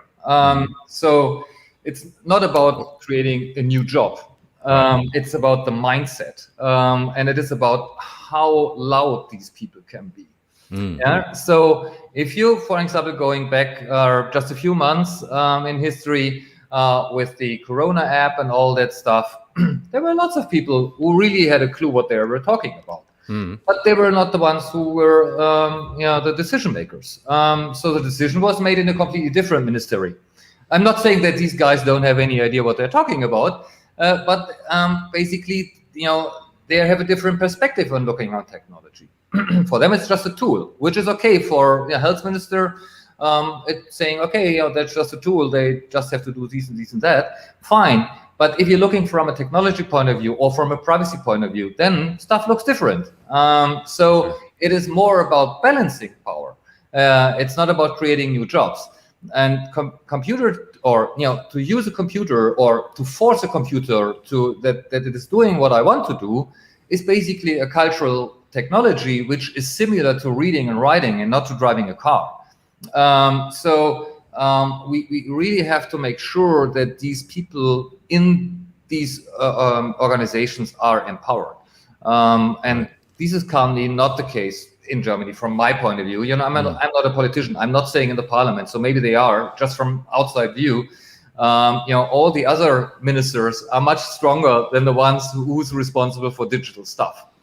But we will see. Maybe that will change in the future. We'll see. Torsten, I'll tell you what, from where I'm sitting, you got my vote. I'd put you in parliament right now. Oh, please don't. Listen, I promise you still get to wear the same T-shirt to work. I promise. Gentlemen, we have 2 minutes left. Stuart is yelling at me in the chatter. Any last thoughts? Like 60 seconds each, and then they're going to kick us off the stage. Juan Carlos, take me out. Sure. So it was great talking to you. I think AI is a great tool. So we were talking about negative stuff. I'm also a super enthusiastic of AI, of the power it has to change our lives. Assistants, virtual assistants, movie actors using deepfake for actors that already died. So it has a lot of potential, deepfakes, of doing good stuff with like everything on technology. We just need to have the regulation and the policy that goes side to side, and also to teach how we can take this technology and keep it from the bad guys from making it viral infodemic. That was literally 52 seconds. Excellent. Torsten, you have 61 seconds. Go. Okay, thanks.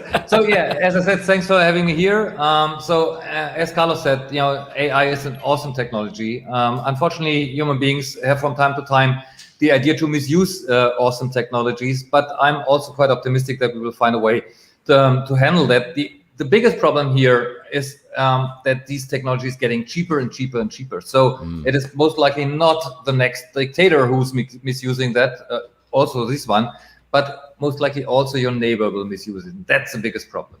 Yeah. Obviously, big issues to be focused on. Ladies and gentlemen, that's it. We are out of time. I have been talking with two gentlemen who are much smarter than I am, which is how I tend to live my life. Stay with us. The next session is starting in a few moments, so stay tuned. More at Data Natives. From London, Dan Taylor, signing out.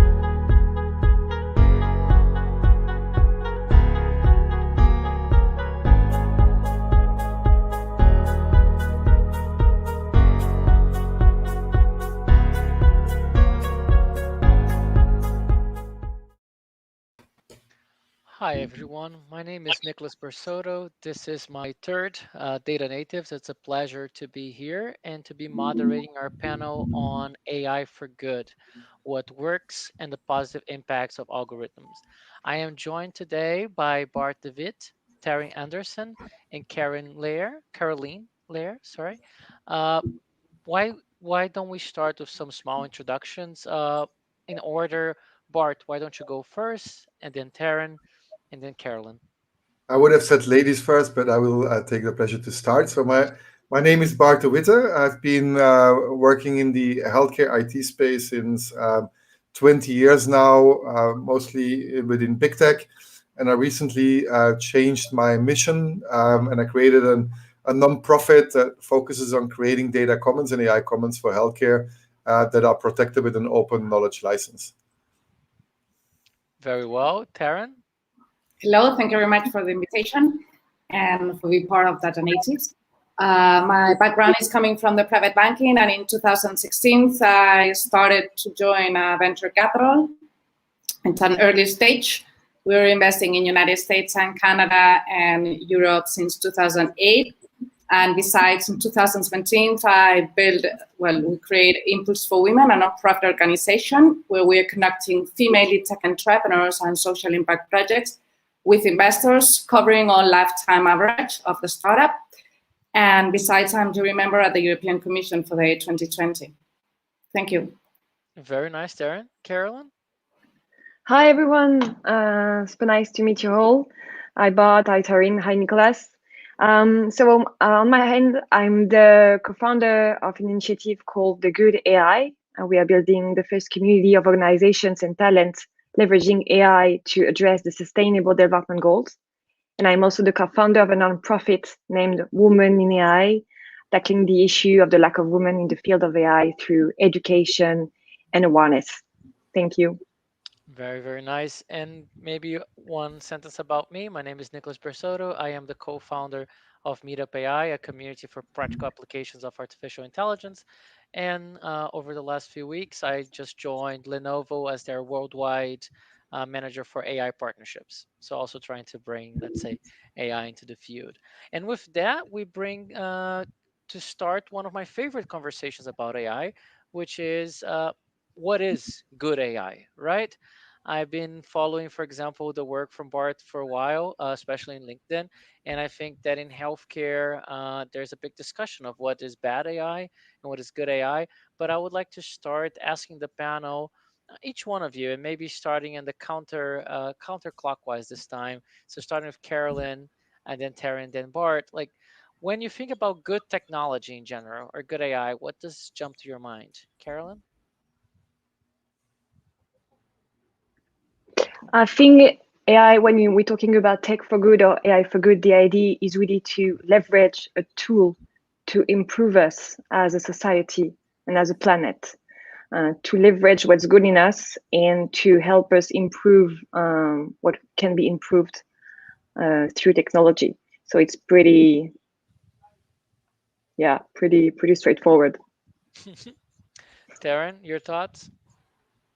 Actually, I will add the same that Caroline says, and I will add also for how it improves for corporates and also for to have the validation of real time, to see where are they having much more earns or where do they have to follow on, because maybe that will be the good service or the good product to follow on.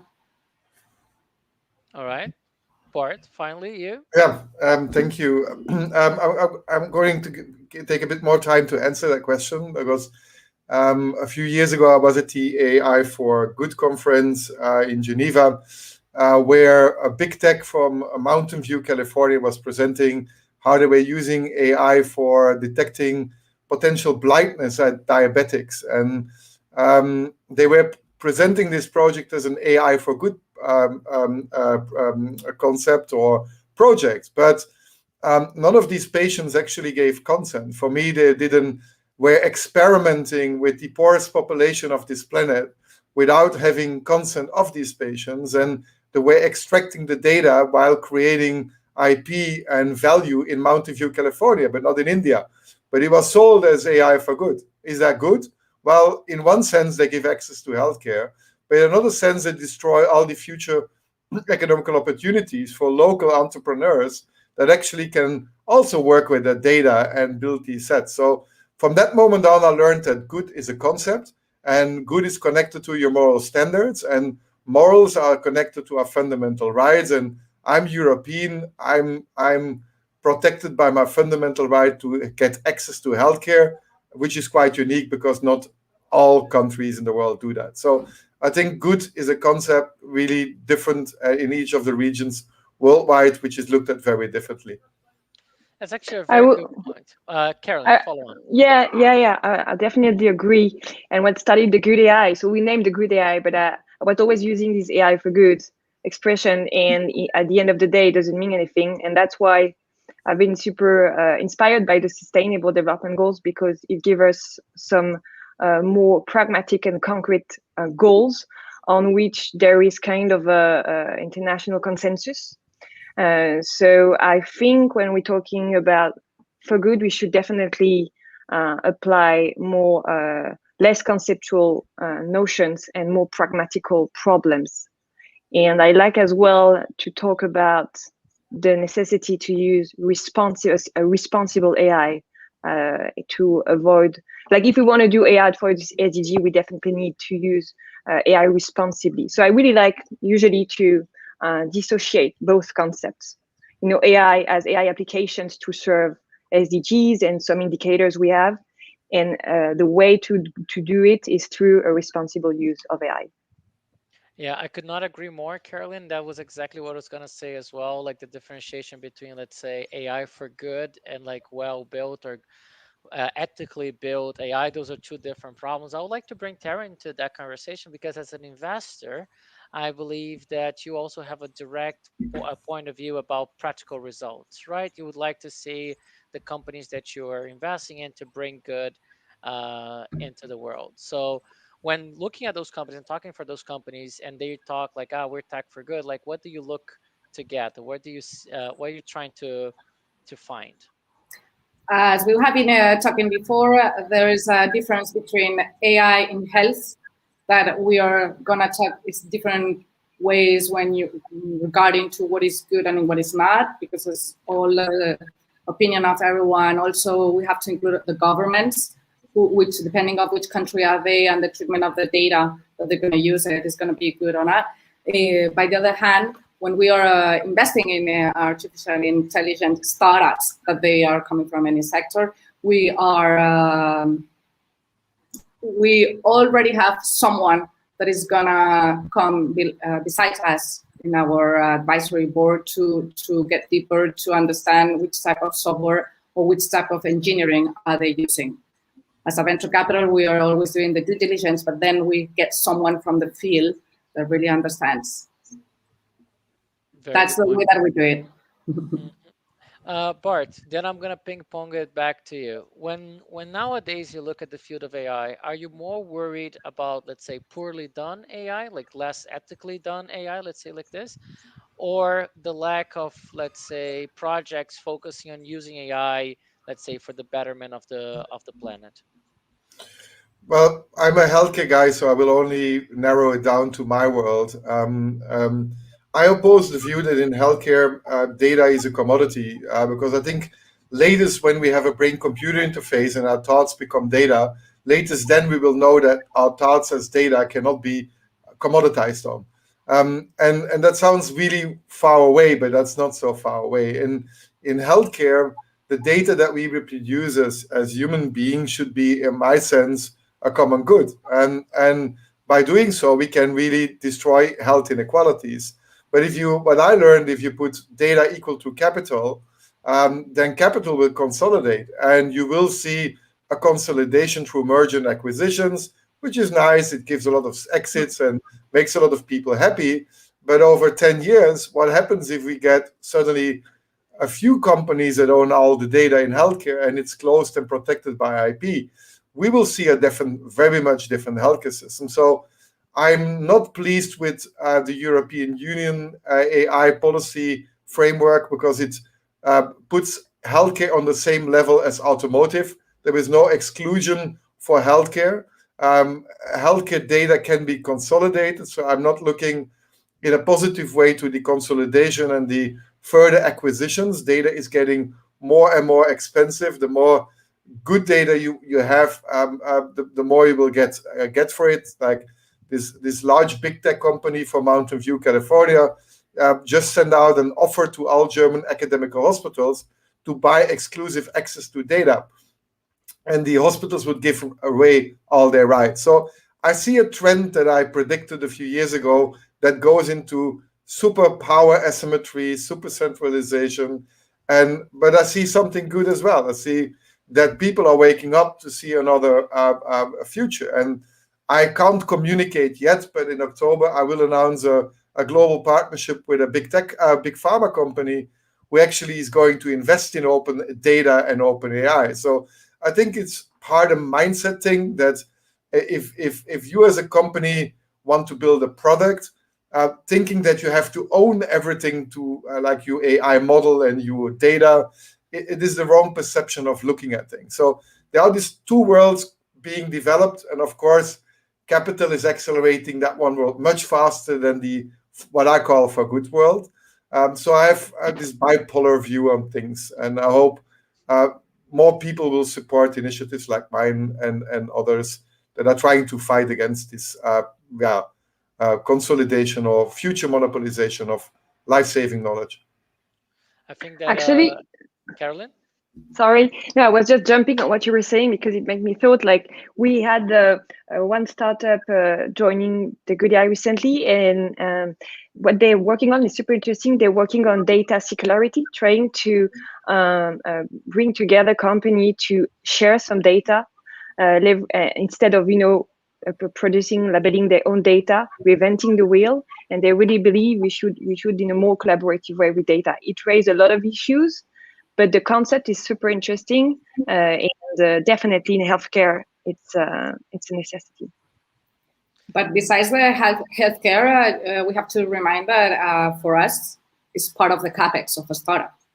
I mean, a startup that have data has another primary evaluation in the market, and another one that doesn't really knows how to work with it. So today, it's difficult not to find someone that is treating the data and including the business intelligence, artificial intelligence, and all these tools that they're going to make them explode and arrive to a much more consumers or much more clients. Yeah, and just before you start, Bart, like maybe just making a sharp division there between, let's say, all other forms of data and healthcare data, and maybe a couple of other types of data which are extremely private in nature. But what you also saw from Andrew Ng the other day saying about how much of AI was focused on algorithm development, and now how much of AI is actually focused on better data, better quality data, better collection, better consent is also often spoken as a way to improve data, because with consent you can kind of collect data in a cleaner, like more purposeful way. Sorry, Bart, I just wanted to make that small differentiation for everybody watching us, but now you can go on. Sorry. Well, good that you bring up consent, because consent is that what some large academical hospitals in Germany are using to sell data to large private organizations, which nobody knows that this is happening. But what they are doing is they're giving exclusive data access, so the researchers in a public institute don't even get access to the data produced at these patient beds, because the money that they get funds their research. So and the patient gives his consent because it's sold as research.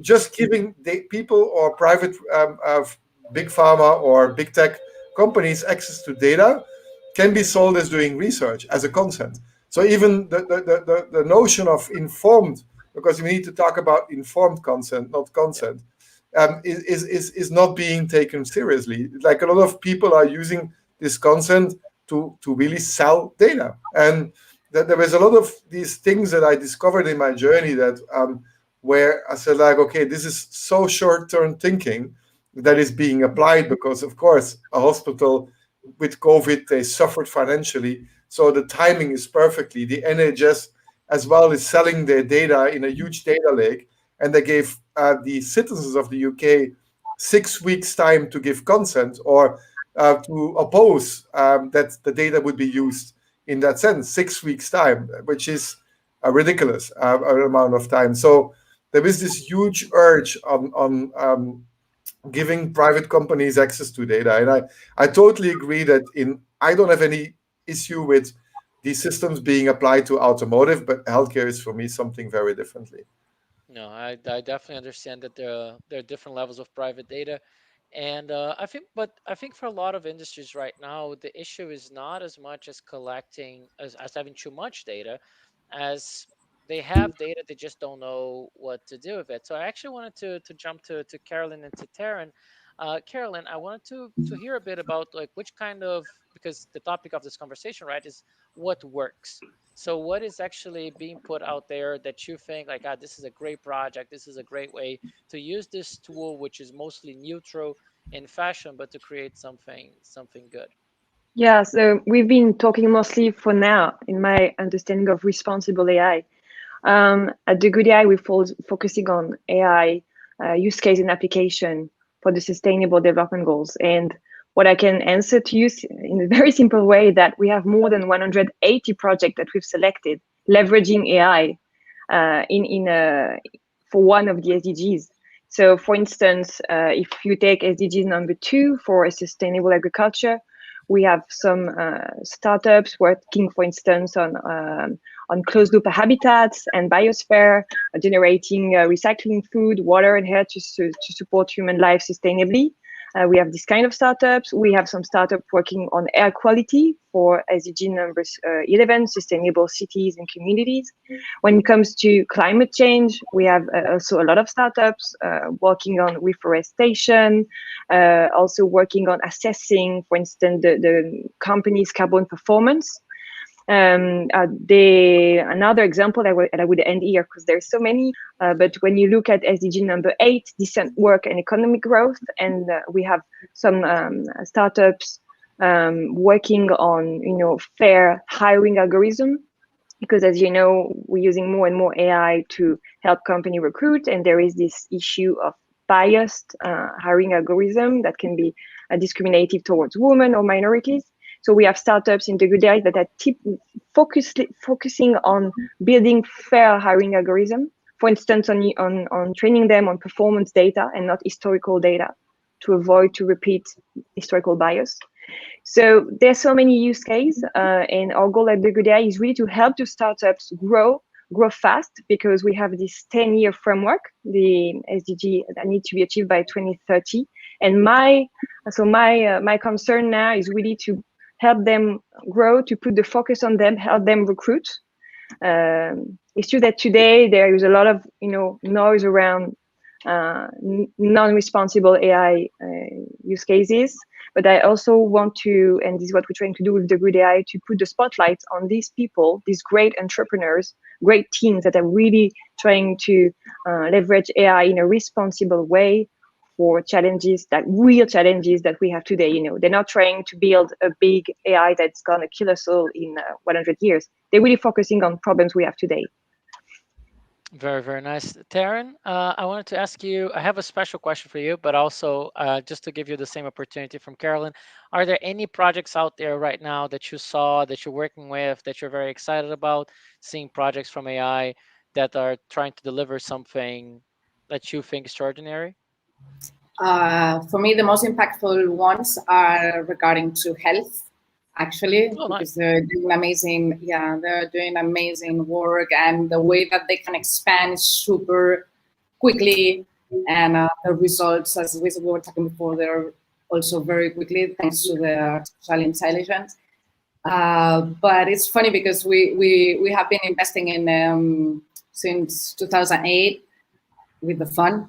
And we did have one startup that she built up a fake news artificial intelligence company, and that was in 2009. So it wasn't the proper time because the market was not prepared for that.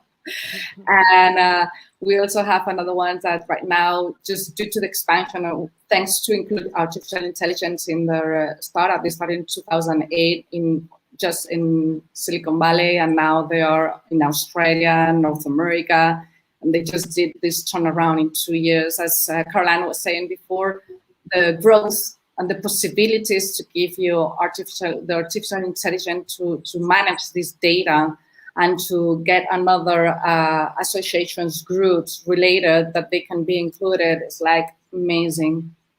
Yeah, that's really good. And now the special question that I also have for you, and then I'm going to be opening up for the whole panel. Caroline makes a good point about hiring and about using, let's say, historical data against performance data. And this is just a classic case of bias, right? Like how data itself is biased. And a lot of technologists would say that the bias starts even before the data, that the bias would start at the hands which are developing. So in that sense, I'm trying to kind of sponsor more people to join tech in different sides. I wanted to ask you a little bit more about what you're doing on Impulse for Women, and to basically share what you're doing there and what objectives you have. Well, actually, what we detected is that due that it's a male-dominated sector, the ones who are making the code. So in one way or another one, in the next future, that everything would be artificial intelligence, it's for sure that the way that females and males were thinking is completely different. Actually, there is one startup from artificial intelligence from HR that we can give you data that since 2017 until now, she already could give you the results of how a team mixes between male and female are going much more successful, just because the way that we're working and the way that the mindset that we have and the strategy as we're going to approach to develop the project is different. But it seems that for females only enough, for those startups that are only females on the team, they're much more successful than when there's only males. The most successful one for sure is when it's included, both, just because we mix the way that we interact with the strategies, with the market, and it's a plus. That's a startup that I already know, and they got data since 2017. So now we can prove that the mixed teams are much more better. And the other question was? No, and basically what you're trying to achieve with Impulse for Women. So basically, what's the work that you're doing right now? What I'm working actually with Impulse for Women, what we're trying is it was a gap between the females lead tech entrepreneurs compared to the males. The way that they were interacting with investors, it was different. So we tried to reduce this virus or this biocodification, and we invite all the investors to come in. Today we are 4,000 startups. We're going to make a migration to a new platform, and we're going to be 10,000 soon. And actually, for investors also, we reduce the time and we give the opportunity to all those females to show their projects that they are coming from the cybersecurity, or blockchain, or whatever, artificial intelligence, any type of maturity, any type of sector of location. And we give them the chance to the investors to meet female tech entrepreneurs. We do have projects that they're raising 60 million euros. So, and we also have early stage for sure. That's really, really nice. Bart, then I'm back to you. And I am actually, given that Taryn did mention healthcare, and I've been it's a bit unfair because I've been following your work on LinkedIn for a while so far with the Hippo Foundation as well. But and I actually was working in healthcare before my engagement now with Lenovo. So I do hear a lot of what you're saying, especially in terms of how research and business focus are different, and let's say some loopholes there are there that can make research a bit mixed. Can you actually tell our audience a bit why you open up the Hypo Foundation, and what are you guys trying to achieve over there? I know that you still have an engagement in October that you cannot mention, but basically what you can mention, what is not NDA locked. Yeah, no, thank you for mentioning that. And I think I was quite naive when I said, like, I'm going to open source medical AI, because I never expected how difficult it is what I'm doing. It's probably the most challenging thing I ever did, because everybody's focusing on monetizing data and creating IP on algorithms. So in German you say like du bohrst ein dickes Brett. It's like a really big piece of that I try to tackle. But what I learned is I'm like an entrepreneur, so I try out and I learn, I make mistakes. But what really worked is working with patients. I discovered that the best open source projects in diabetics, for example, there's a community for diabetics that hacked their blood sugar device and their insulin pump, and they created this open source cloud-based algorithm that does a closed loop medication system. And they can tweak it every day. It's not a medical product, it's all do it yourself. And that community became so huge, and their open source algorithm is much better than anything the industry can offer, because they are working as a patient community. So I learned from that, and I'm working with this wonderful patient from the a member from the Women of AI community, Caroline. So her name is Victoria, and she actually approached me, and she's a breast cancer patient. She's 32 years old, so way too young to have the diagnosis. And then she realized, what can I do with my disease? And then she joined my Hippo AI Foundation, and we started a campaign to build the biggest data set for breast cancer diagnostics. So her goal is that every single woman on this planet can have access to the same kind of diagnosis she had. Like she had a HER2 gene type variant, something you can do with pathology diagnostics.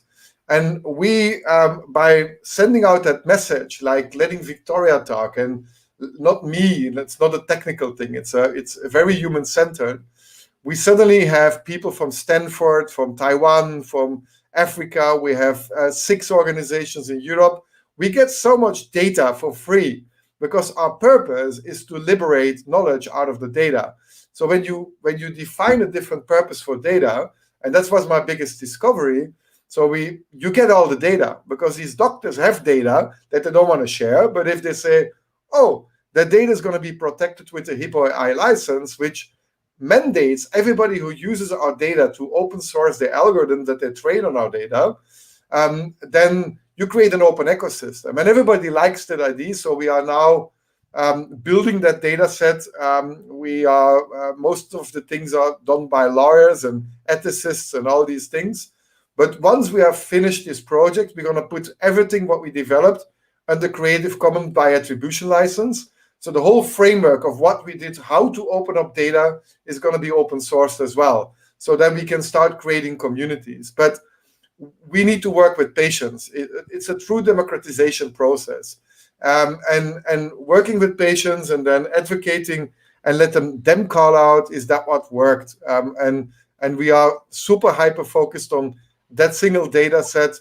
And there's so many people now approaching us to collaborate. So I think after 2 years of fighting, I'm through that thirsty part of suffering, and we are now building. So That's very nice. Actually, Darren, hit it. But I do have like 3-4 startups that they are working with different types of prototypes for breast cancer.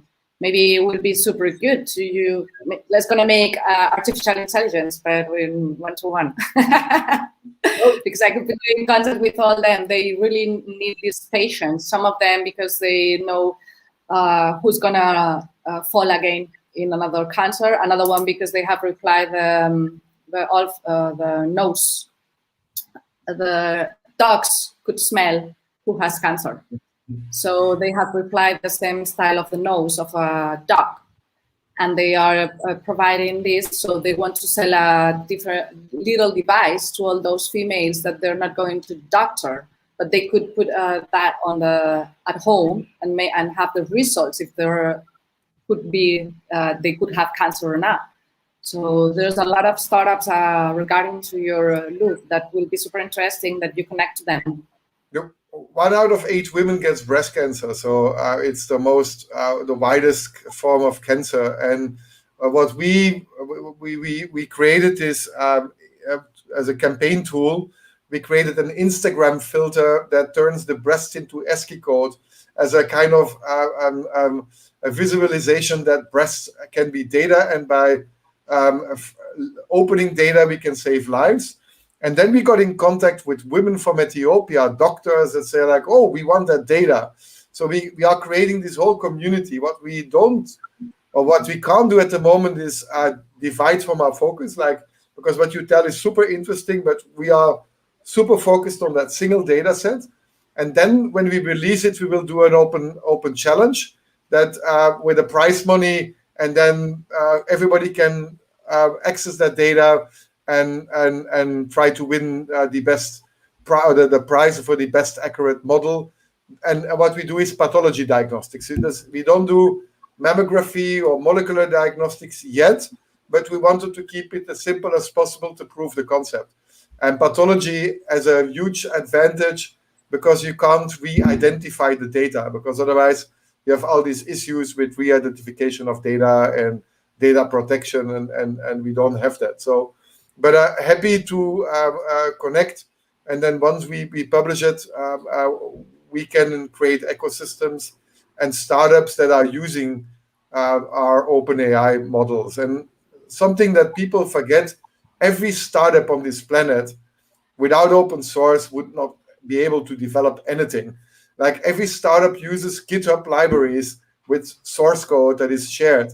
And we should do the same with AI in medicine as well. It's just another artifact to build a solution. At the end, the value is about creating a medical product, not about owning data or AI. It is just a ridiculous idea that some people are following. Carolyn, I was gonna say, like, I saw that you were already. Yeah, because it's so great to hear you guys, and I just want to say, you see, Nicolas, this is why I'm so enthusiastic, because we have here, one investor, one entrepreneur, and we're really trying like to work, to collaborate, to work as a community, share knowledge, promote open source, and this is why I have great hope that we're gonna manage first really to leverage AI for the SDG, and also eventually we're going to manage to build responsible AI. It's going to take time, but I really believe in the power of young entrepreneurs, and when I say young, I mean startups, to really come up with responsible solutions, leveraging on community collaboration and open source. Those words have been repeated again during all this talk, but we haven't enough insisted on the investment side of things. Maybe with you, Taryn, like we desperately need investors to really choose to invest in startup using AI responsibly, and also a startup working for climate, for health, for decent work, all these kind of use cases. There's so many, and so we need really brave investors, because maybe it's not going to be profitable in the short time, but we really need your help to manage this revolution. Happy to share with you and to support you. I can second that, Taryn, because I'm mentoring as well startups, and the problem is that most investors ask first, do you have IP on your algorithm, and do you own exclusive data? That's the first question an investor asks. Stop asking. I also ask it. I'm VC biased, and I also often ask it, and they all answer me, no, we don't, and we won't. But you have to sometimes, because if not, it's coming, someone is replying and it's gone. Your business is gone. I mean, it's super important, and it is something that I'm always asking. There's one question that is on the checklist. So remind me, but it's true. It's very important, the IP. It's very important, and the patents. I think that IP is important, but I think IP on algorithms and data is a wrong, in healthcare, a wrong way to look at things. You will accelerate faster by creating open ecosystems, and your differentiation will be on the experience layer. How good is your usability? How good is your service? How good is your customer service, your branding, not the IP of your algorithm? That is completely nonsense to think that this will go. It only helps when you want to do an exit to Google, because then you have IP and data that you can sell. But that should not be the goal of a startup, to aim for exits. And I'm quite bold with my statements, I know this, but I'm trying to provoke a bit. But we have some things difficult part, huh? That sometimes the startup is using Yeah, say it, Taryn. That sometimes startups are using the code of another one or sharing a license, and then if the agreement is not, or the contracts are not properly, it have happened, especially at the beginning. Not anymore. Now we're super I confident, actually have seen my but we own saw it. project here. We are coming actually to the final end. What I was going to say is that there is a networking tool going on. So for those watching us that want to discuss the importance of IP, for example, or want to share some models of tech for good, or talk about investment tips, like join the networking section of Data Natives. I would like to thank all of our speakers today, Bart David, Terry Anderson, and Caroline Mayer. Thank you, everybody. I hope to see you all soon enough, maybe even in person, who knows. So Yeah, thank you. Thank you, everyone. what? All the best with your adventure. Bye-bye. And with that, we close our panel. I would say for you to stay in because there's going to be another panel starting off in a few minutes. If you're interested about AI for good, keep on searching and keep on looking for opportunities to make your mark and to let your skills be part of this battle. My name is Nicholas Bersotto. It was a big pleasure. Staying tuned for more Data Natives. Thank you very much.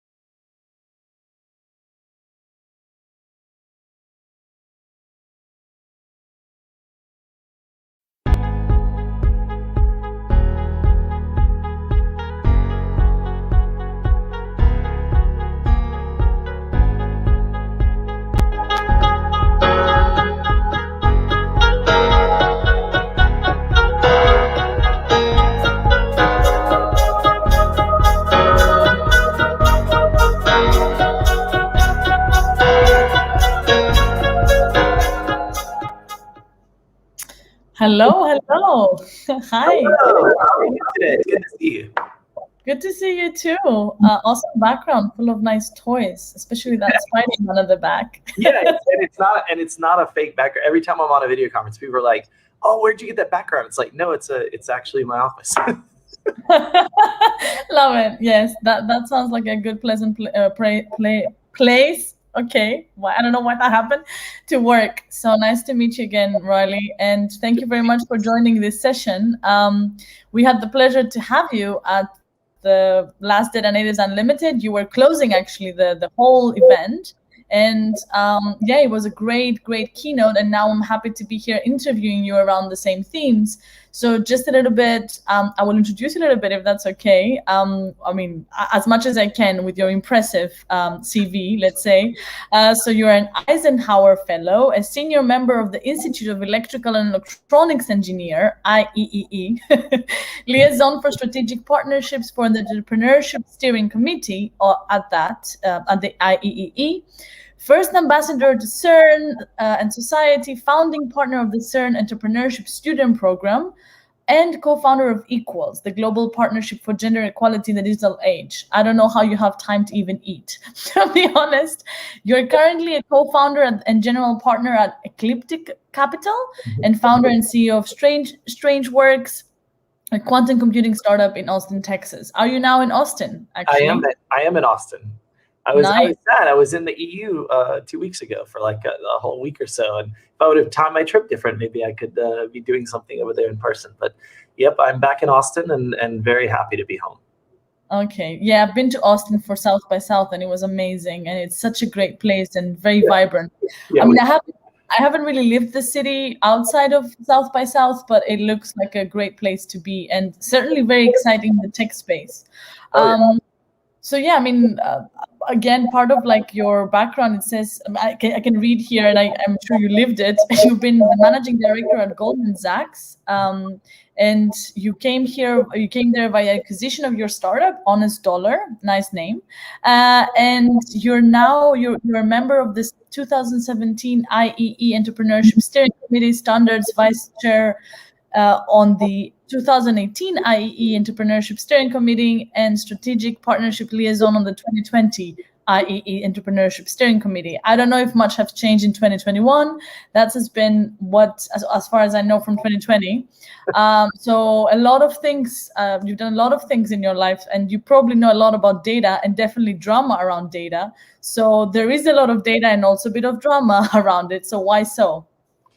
Well, I mean, I think that data is one of these things that we've become dependent upon, that we think about as being empirical, and it isn't always, right? There can, it's computer science 101, garbage in, garbage out. And so, the discussion we just had on the panel about AI and the segment where they were talking about balancing out how women think and how men think, just because you're programming AIs and things like that, that's tremendously important. And so I think we're moving from this kind of traditional, like there's data lakes and we have all this mass amount of data, to really finding out that maybe big data isn't as important as accurate tiny data, right? So I think, and when I talk about data, not drama with that, think about all of the instances, and I'm sure you can think of 5 or 10, the entire audience can, right off the top of their head, where somebody says, this is a fact, and somebody else says, nope, here's data that says that's not a fact, right?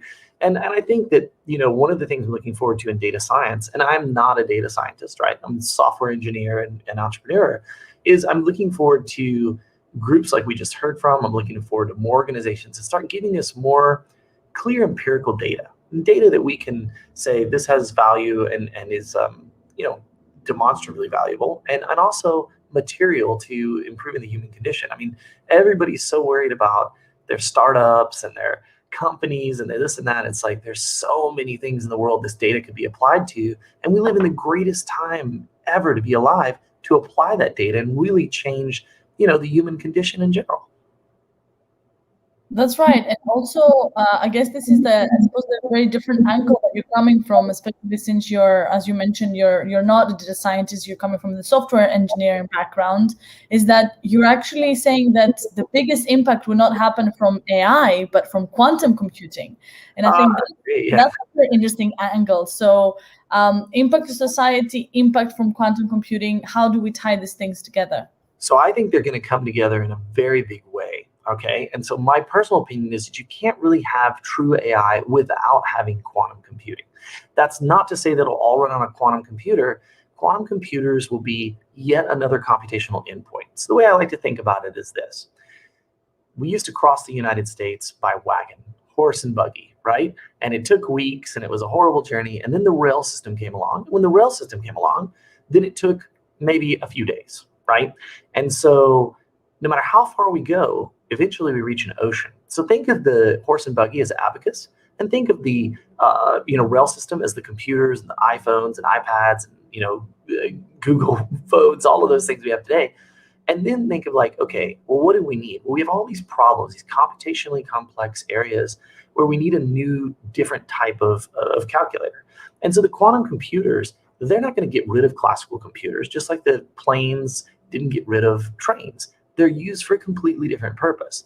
And so the reason I think they'll have more of an impact than AI, the reason I often say that quantum computing is the space race of our generation, right? Not AI, is because we've moved the goalpost in AI multiple times, right? So one of my good friends and mentors is Doug Lanatt, who came up with a famous AI project called Psych.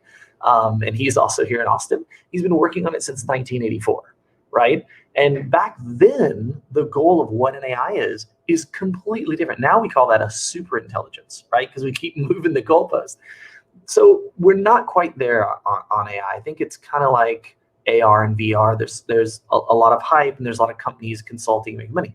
It's super important. It's going to happen, and it's happening in some ways in some places in the world right now. Okay, I'm not anti-AI at all. However, think about what AI does as far as finding solutions, right? We can take and build a new product with it, right? Do generative, development.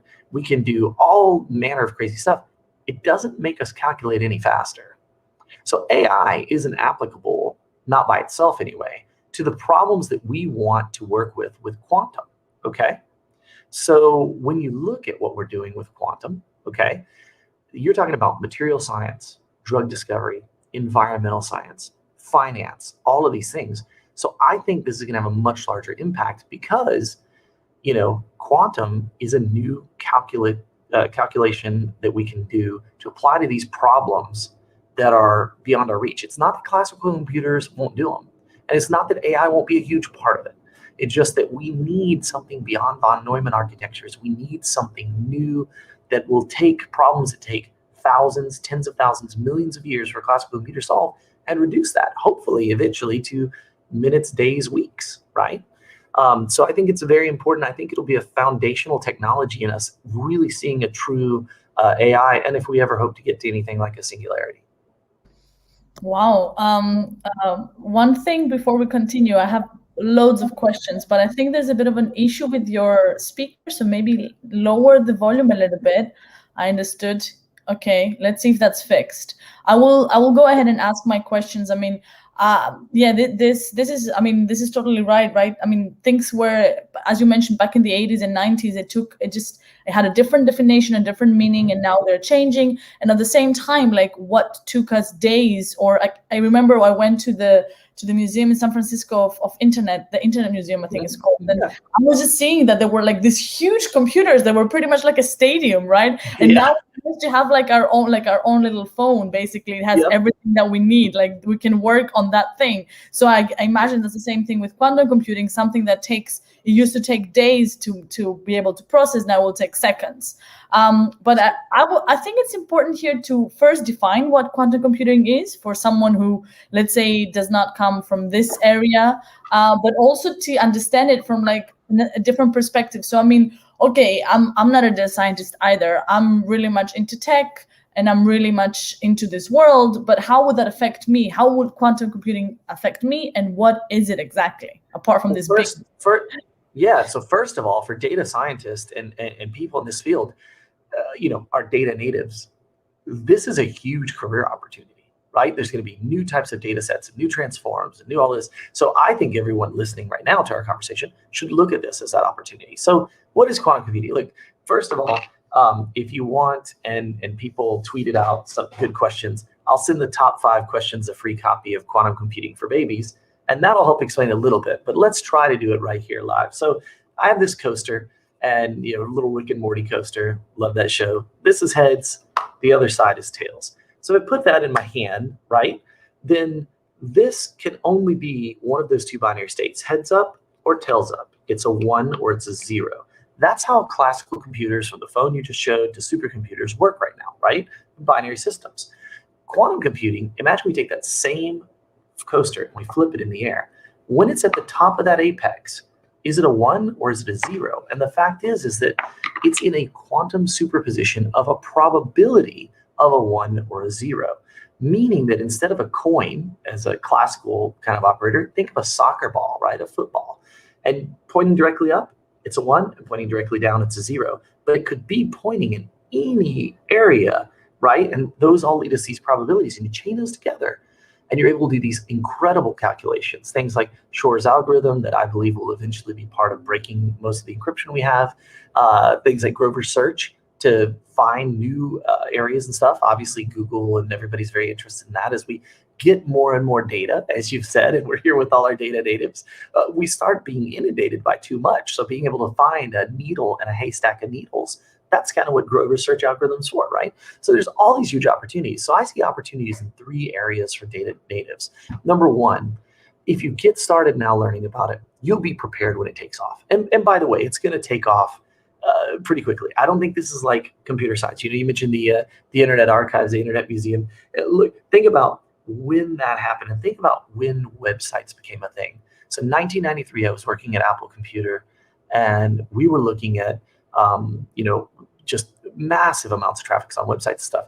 Barnes and Nobles still didn't really have anything going. People were like, we don't really need this. And you saw, kind of like with the internet, same with data science, same with AI. You see these things develop over long periods of time. So, I mean, AI is not a concept from the 90s or the 80s or the 70s or the 60s. It goes much further back. And so with quantum computing, you've got the 5th Solvay Conference in 1927. And it's taken almost 100 years for this to really come into reality. But what's amazing is that unlike classical computers, as we get more qubits in quantum computers, I believe we'll be able to solve the problems of quantum computing, meaning the inflection point won't go like this over time. It'll be like a wall, right? And that's why I think people should be preparing now. But if you prepare now, there's a ton of opportunity, and it's still a nascent industry, meaning you can probably talk to most of the people you want in it. You can probably get all of the answers. There's plenty of material. Like, it's a perfect time to get in it. Second thing is, it's going to provide a new opportunity in the way that our data natives process data, right? So new areas, new computational capabilities that are going to allow you to make new discoveries and do things better, faster, hopefully eventually cheaper. And the last thing is that I believe quantum computing will be one of the primary technologies that will help us fix the planet. And so just from a social good standpoint, I want as many people to have this technology in their hands and do them. And when I say fix the planet, I'm not just talking about environment. I'm talking about drug discovery. For example, how do things work now? Think about it this way. We've got a university student at Oxford or, Stanford or wherever, and they get access to compute resources that university students at A&M or Houston-Tilson or wherever don't get. You cannot tell me that a data native working at Yale or wherever, Harvard, you can't tell me that they have some crazy amount of knowledge or inspiration or creativity more than the other students that are doing it at all of these other places. So how do we know who has the thing that's going to lead us to a cure for a cancer or the drug? We don't. And so this is going to be one of the biggest shifts in compute technology in the history of man. And I'd like to see everybody have access to it because we don't know where the answers are going to come from. And now people who didn't use computers 10 years ago, like you said, carry one in their pocket. My mom used to not be able to check her email, and now she does all kind of stuff because it gets new abstraction layers, it gets easier, it gets faster, it gets cheaper. So I'd like to see everybody involved in quantum. I mean, I'd like to see it be taught at school. I think quantum computing should be part of every data science program, 100%. So I'm very excited. But again, there's great job opportunities that are coming. There's ability to do all of this discovery, and there's the ability to really make an impact on the world. And what we're doing at StrangeWorks is providing you and all of the data natives listening to us today with the ability to access these computers, to use them to do things unencumbered. And we hope everybody goes and does some amazing stuff. We're a catalyst in this picture, not a draconian, kind of control point. I guess, yeah, I mean, I guess from my standpoint, when I think this is a little bit of being not skeptical, but being a bit worried about when things are becoming too accessible, that perhaps like it could bring a lot of good, but it could also have some bad results. Oh, 100%. How can we avoid that? And like, what will be, let's say, like, what will be your go-to idea for, for ensuring that this actually comes with a good outcome and not going to the wrong direction? Elena, it's that you get involved. It's that we get all of the people at the Data Natives event today involved. And the reason I say that is because I believe community is important. I believe communities are autopoietic, meaning they're self-managing and self-governing. So if there's going to be bad actors, and there always will, right? Technology is not good or evil, but it can be used for either, and different people have different motives and different wants and desires. I think that when you have a large community, the more people watching something, the more people aware of it, the earlier you catch those things, and the earlier the community as a whole can correct them or build a counter solution or do whatever. So I think the key to that is just really making sure everybody's expanded community. And also there's some really great people, Nick Farina and Ilana Wilsby and others, who are working on quantum ethics and have actually started a group to work just like you have AI ethics to say, hey, this could be kind of like the nuclear bomb equivalent of a computer. So maybe we should think about stuff, right? And so I think there's already in this community so many great efforts to make sure that things are used for good. And I hope that in the community we're building, that'll surface not only the good stuff, but the bad stuff earlier so we can address it. So you're saying that you don't think that we've lost the quantum computing supremacy battle to black hat operatives yet, before it even... No, and I mean, that's the thing people worry about, right? That thing people worry, is it going to break encryption, right? And the thing is like, look, encryption will be broken. Will it be broken by a quantum computer? I think so, but who knows? I could be a big idiot, we don't know. Here's what I do know. The way we do security today is fallible, right? We just build a wall and you knock it down or build a bigger catapult or whatever. We build a bigger wall, right? And we keep going through that cycle. I hope that quantum computing in the area you just mentioned will actually drive cyber security engineers, data scientists, and software engineers to come up with a completely new model of security that just isn't like, this kind of a Cold War kind of mentality we have, right? Where, you hack something, so I build something bigger, so you find something to hack it. Because the way we base security right now is based on something simple: time and resource. With enough time and enough resource, there's nothing I can't break into. And so, I think quantum computing will actually be a boon to security, not a pariah, right? It's not gonna mess everything up, because you'll think about it: quantum encryption, teleportation for data, quantum internet, where you could have a network that was completely encrypted to where it'd be impossible for you to get the data out of it. So I think there's gonna be much more positive impacts of quantum computing on security than there will be negative. What are some of the companies that you would say that they are the forefront of innovation right now when it comes to quantum computing? And do you think that it would also make sense for governments, let's say, to get involved in this? Excellent. So that's an excellent question. So actually, the governments are at the forefront. So that does not say the companies aren't. But remember, I have over 30 partners right now, so I don't pick out favorites. But if you named a few, you'd say that you've got you'd break them by architecture. So in quantum computing, you can have an annealer. You've got D-Wave, Fujitsu, Hitachi. And they're all working on stuff. Fujitsu and Hitachi being digital annealers, D-Wave being actual physical, machine. When you go to gate models, you've got the stuff going on at Rigetti, the stuff going on at Google, the stuff going on at IBM. So right now, there's 500 startups working in quantum computing worldwide. And when we taught last time, there were 16. So I think this is taking off, and there's a lot of people. But as far as leading technologies, it's hard to say. And the way I designed StrangeWorks was to build a spanning layer across all of this. So I'm not picking favorites on the hardware or the algorithms or the software. I'm making sure that all of it is sent out to this community, and that all the data natives are like, hey, I can play with this one and play with that one at the same time and figure it out. And they'll be the ones who decide which one's more usable, which one's has a purpose. That's not my role. But there's so many companies, and I'll tell you one thing that's really cool about quantum.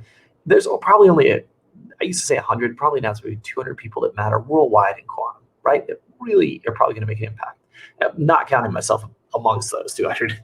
But when the group's that small in a market that nascent, it makes it easy for you to be able to get to them and talk to them and share data and collaborate and work on projects and hackathons, and all of that's starting to happen in quantum right now. So I'm super excited about the future. That's amazing.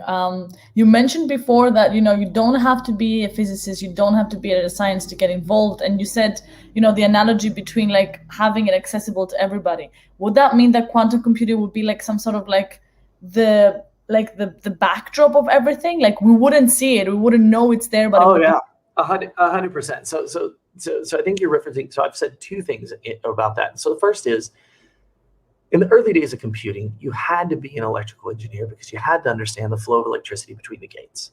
And in the early days of quantum computing, you really need to be a physicist, right? It's very complicated. However, in just a short, 3, almost 4 years that we've been in the space, the abstraction layers for the rest of us have come in leaps and bounds.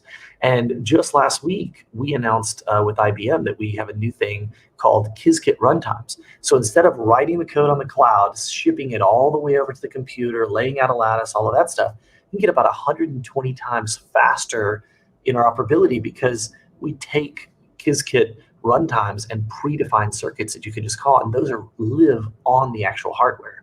So things like that are going to speed it up. I mean, think about that. What other industry can you have where there's a little thing where there's 128x performance, just like, I don't know what there was.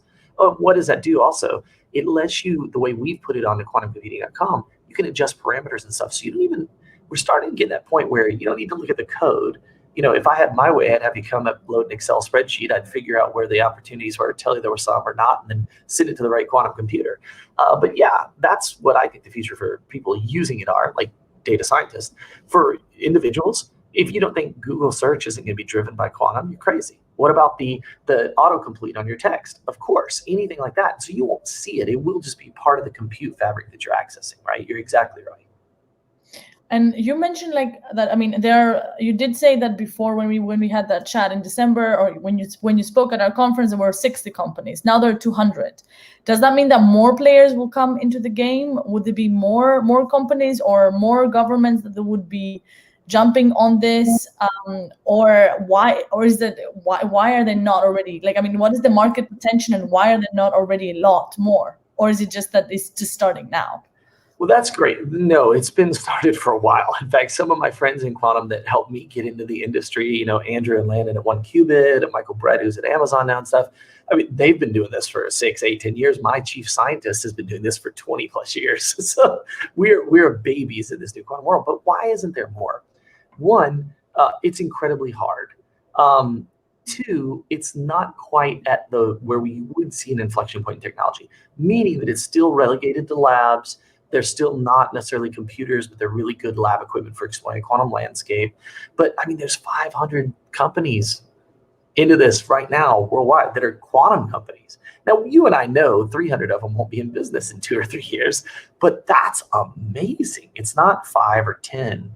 It's hundreds. And I think that what you're seeing is the effects of the Achilles heel, if you will, the dirty secret of quantum, which is, what can you do? You will be able to do amazing things. But what can you do right now? Like if you go to an enterprise, you say, we can hook you up to a quantum computer and we can do your financial trade, and this is the return on investment. Can't really say that right now, right? We're still too nascent. We're still a little too early. That doesn't mean that that's not coming, and that doesn't mean that that couldn't happen literally Monday or the week after or in the next couple of months. The progress is starting to accelerate, I believe, exponentially in some of these areas. But I think that's the biggest problem as to why is that enterprises, they're very myopic on quarterly earnings. They're very focused on their mission. And so if you're a data scientist at enterprise, you say, hey, I want to go play around with quantum computing. And you can say, and I think it's going to save us this, make us that, do that. People are probably like, hey, go play with that. But if you're like, hey, what about quantum computing? You say, well, what's it useful for? And you say, well, one day they're going to be like, well, don't do it now, right? go do the job we pay you for. So I think that's just it. And by the way, I personally believe that all of those people that are not looking at quantum are fools, right? I mean, I feel like, you know, and I want to be careful because I don't want this to come off wrong or egotistical, but think if you were Tim Berners-Lee, okay, talking about the internet, all right, with CERN or with Larry or somebody, you know, in California at that time, and you're like, this thing's going to be huge. And what do we see historically, right? People are like, oh, you know, when Ford made the car, right? People are like, why would I ever get rid of a horse? You know what I mean? So we have all these examples in our history. And I feel like I'm one of a group of people that is yelling at the top of our lungs, like, everything you know is about to change. This is going to change everything. And will it be an immediate change? No, but I mean, we're going to look back 10, 20 years. Look at what the iPhone did to mobile phones and to people's lives, right? Like, how big an impact was that in what, 10 years? First 10 years, it changed the world. So what's quantum going to do? I mean, the iPhone is great. I love it, but it's not a total new way of, taking complex computational algorithms and deploying them or using them or running them on stuff. So I think it's gonna be very exciting. I'm very, very pro on the future. And by the way, that's because you caught me on a good day, right? I always say startups in quantum as an industry is a startup. They're always in one of two phases. They're struggling or they're out of business. So thank goodness we're struggling, right? No, but it's what you're saying. I think like it's when it comes to this with this new technologies is that you can see that it's coming. You don't know exactly how to define what would be the change, but you know it's going to be huge. And at the same time, you don't know when the right time to get in. So you can tell that this would be a big investment. You just don't want to make the investment too soon, right? So I may have done that. I tell you, every week, my chief strategy officer, Steve Gibson, and I try to figure out like, how early are we? Are we too early? We know we're not late. So that's a good thing, right? We're definitely not late. But I think it is very nascent and it's very hard to determine when to deploy resources and how much money. So when you talk about why is it not getting adopted more by enterprises and stuff, think about how they deploy capital to problems. And you say, well, those two just don't really fit into an operational model. I promise you, in drug discovery, in chemistry, material science, in pharma, I've already mentioned that, but finance, there's going to be algorithms that come out in the next 12 to 36 months that are going to make that impact. And you're going to hear by 2025, quantum. It'll be like AI, right? In the news. Every day you go to TechCrunch or wherever, it's AI this, AI that, AI this. You're going to start seeing quantum be like that in the next couple of years. So would you say that then it's the right time to invest, but maybe it's not the right time to actually put it in practice? And are there already any financial benefits of quantum? So that's a great question. I think it's the right time to make the right investment. What I mean by that is you don't have to get into quantum by building a 40-person team and putting $10 million and all of this stuff, but you can go to quantumcomputing.com right now today. We provide everything you would need to get started for free. Like, we've lowered the barrier, right? There's a great interface. It's free. We've got the Qiskit runtimes are actually only available. They're not even right now available on IBM. They will be, I think, soon. But it's a great place to play. So I'm asking you to make an investment, Elena. I'm asking you to go sign up for an account and play around with quantum today. And so invest an hour. And so I think you can get into quantum without making a big investment. But you make a valid point, which is when you're looking at investing and how much you're going to invest, especially because these computers are very cost prohibitive right now, right? There's not many of them. They're very expensive. It can be very difficult for an enterprise. But I would say if you haven't made an investment in quantum, you need to get on it, because I'm going to keep saying that. And I'm taking a bet here with my team, but I'm telling you, I'm going to be like the Nostradamus of something for just pointing out the obvious. Like, I'm no psychic tech, visionary. It's like, we use computation all the time. This thing is way better at this entire class of computations. society is advancing. It's like, it's obvious quantum computing isn't our future, right? Like this isn't like a singularity. If you talk about a singularity, it's a little different, right? You say, oh, there's a lot of questions. Will we ever create an AI? Will we ever create an AI that becomes self-aware? There's all these questions. But with quantum, it's like, it's a resource. It's like a mainframe or a supercompute center or whatever. It's another endpoint for you to calculate on, and it's definitely happening. The difference is we're not calculating things like, the portfolio of a financial trade, although you can do portfolio optimization. We're calculating things like nanotechnologies that are going to be new material sciences that are going to take us to Mars and beyond Mars. We're talking about drug discovery where there are so much complexity in the proteins, protein foldings, and the molecules and stuff. We're talking about mapping out the environmental sciences of our planet one-to-one, because if nature's quantum mechanical, why would you not model it in your data model using quantum mechanics, right? So I just can't stress enough how much everybody needs to go today and go anywhere. Qiskit is an open source project. You've got to go to quantumcomputing.com, right? Go download Qiskit if you're a software developer. Go play with that. Go to IBM's Q Experience. Go to Amazon Bracket. There's tons of places you can go. But if you want to go to a community that's supportive, where there's a lot of examples and stuff, and we tie in all of the hardware, not just from certain vendors, then quantumcomputing.com is a good place to go. And again, don't invest a lot of time. Go invest some time. Read articles. If you're an executive, you're a data scientist at a company and you think they might need quantum, just put a Google News alert and just start reading the articles and be aware it's going on. You can make really small investments that will prepare you much better than just ignoring it. Because again, sometime in the next 36 months, we hit that inflection point, the whole world changes. And if you try to get into it then, it will be too late. The learning curve will still be pretty high at that point. And I think, hopefully we'll have new layers of abstractions. But right now, quantum's not easy. That's for sure. Yes, I guess. And I suppose from my side, I'm trying to understand also where we are today, because it sounds very exciting for the future, but I'm trying to understand where would you say quantum computing is today? And final question after that, you can tie them in together, because you seem very, very, you said you seem to be like the evangelist of this right now. And by the way, I've opened up quantumcomputingsoftware.com. I'm signing up right after our talk. Excellent. Okay, so what would be like your dream scenario? Like think about for quantum. Yes. That we build. So I have a project I want to do called Climate with a Q. And I would love to see quantum, not just computers, but quantum computers, quantum sensors, eventually a quantum network. And of course, all of the classical infrastructure we have now, which again, will not go away, be used to fix things like the plastics in the ocean, the pollution in the air, new battery technologies, safer things. I'd really like to see it address environmental stuff. That's my personal passion, though. That's why, right? Like you talk to any of my friends, they're like, "Oh, this will be the drug discovery that will solve this thing," which is just as amazing and impactful. But for me, I spoke, before, and I said, "Look, I know Elon wants to go to Mars. I think going to Mars is great. I want to be an astronaut the entire time I grew up. But like, if we move to Mars without fixing the damage we've done to Earth, then we're kind of just like a virus."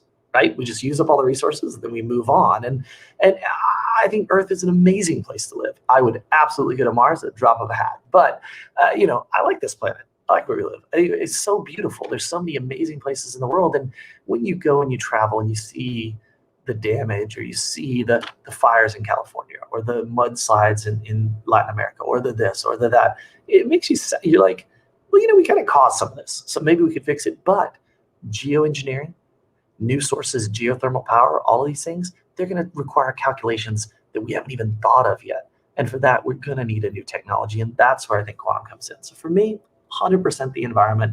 That's my dream for it. But, I can introduce you to 10 other people, and they'll give you 10 other dreams. It's going to be amazing, and it's going to impact everything. Wow, very, very powerful conversation. Stopping with finishing, let's say, the day with a kick. I will join that list, and I'll be following very closely and do this investment. And thank you so much, Rory, for joining us again. Thanks for having me. Yes. Well, And we yeah. will invite you again and again to just listen about the quantum computing, and hopefully next time there will be 1,000 companies that are doing something. And Well, great. Yeah, I mean, great news. Hopefully that'll happen. I mean, I think if we talk every year, I get a good 3 or 4 years before everybody's like, yeah, it's quantum. We all do it now. Why are we listening to that guy? So maybe we'll see you again soon. Thank you so much for having me. Thank you. And now it's a wrap from this room. We are all moving to the Data Natives networking room. You'll find it just below the main stage at the VentureBeat Transform portal. And it's really exciting. We think it's the closest you'll get to real networking, but without having to worry about masks, vaccine cards, or flights and hotels. So pretty easy, pretty cheap from your own seat. And if you're tired of talking business and need a break, we also got you covered. The Data Natives not working room is here to help. You'll find it in our networking area as well. So I'm going to go there now, and I'd love to meet you all. Thanks to the VentureBeat for bringing Data Natives to Transform 2021, to all of our partners for helping to make it happen, to you for watching, to the amazing Stuart Rogers for also moderating the last few days, and this day coming as the chief editor of Data Economy and also a producer doing amazing things. See you all in the networking room, and yeah, bye-bye from now.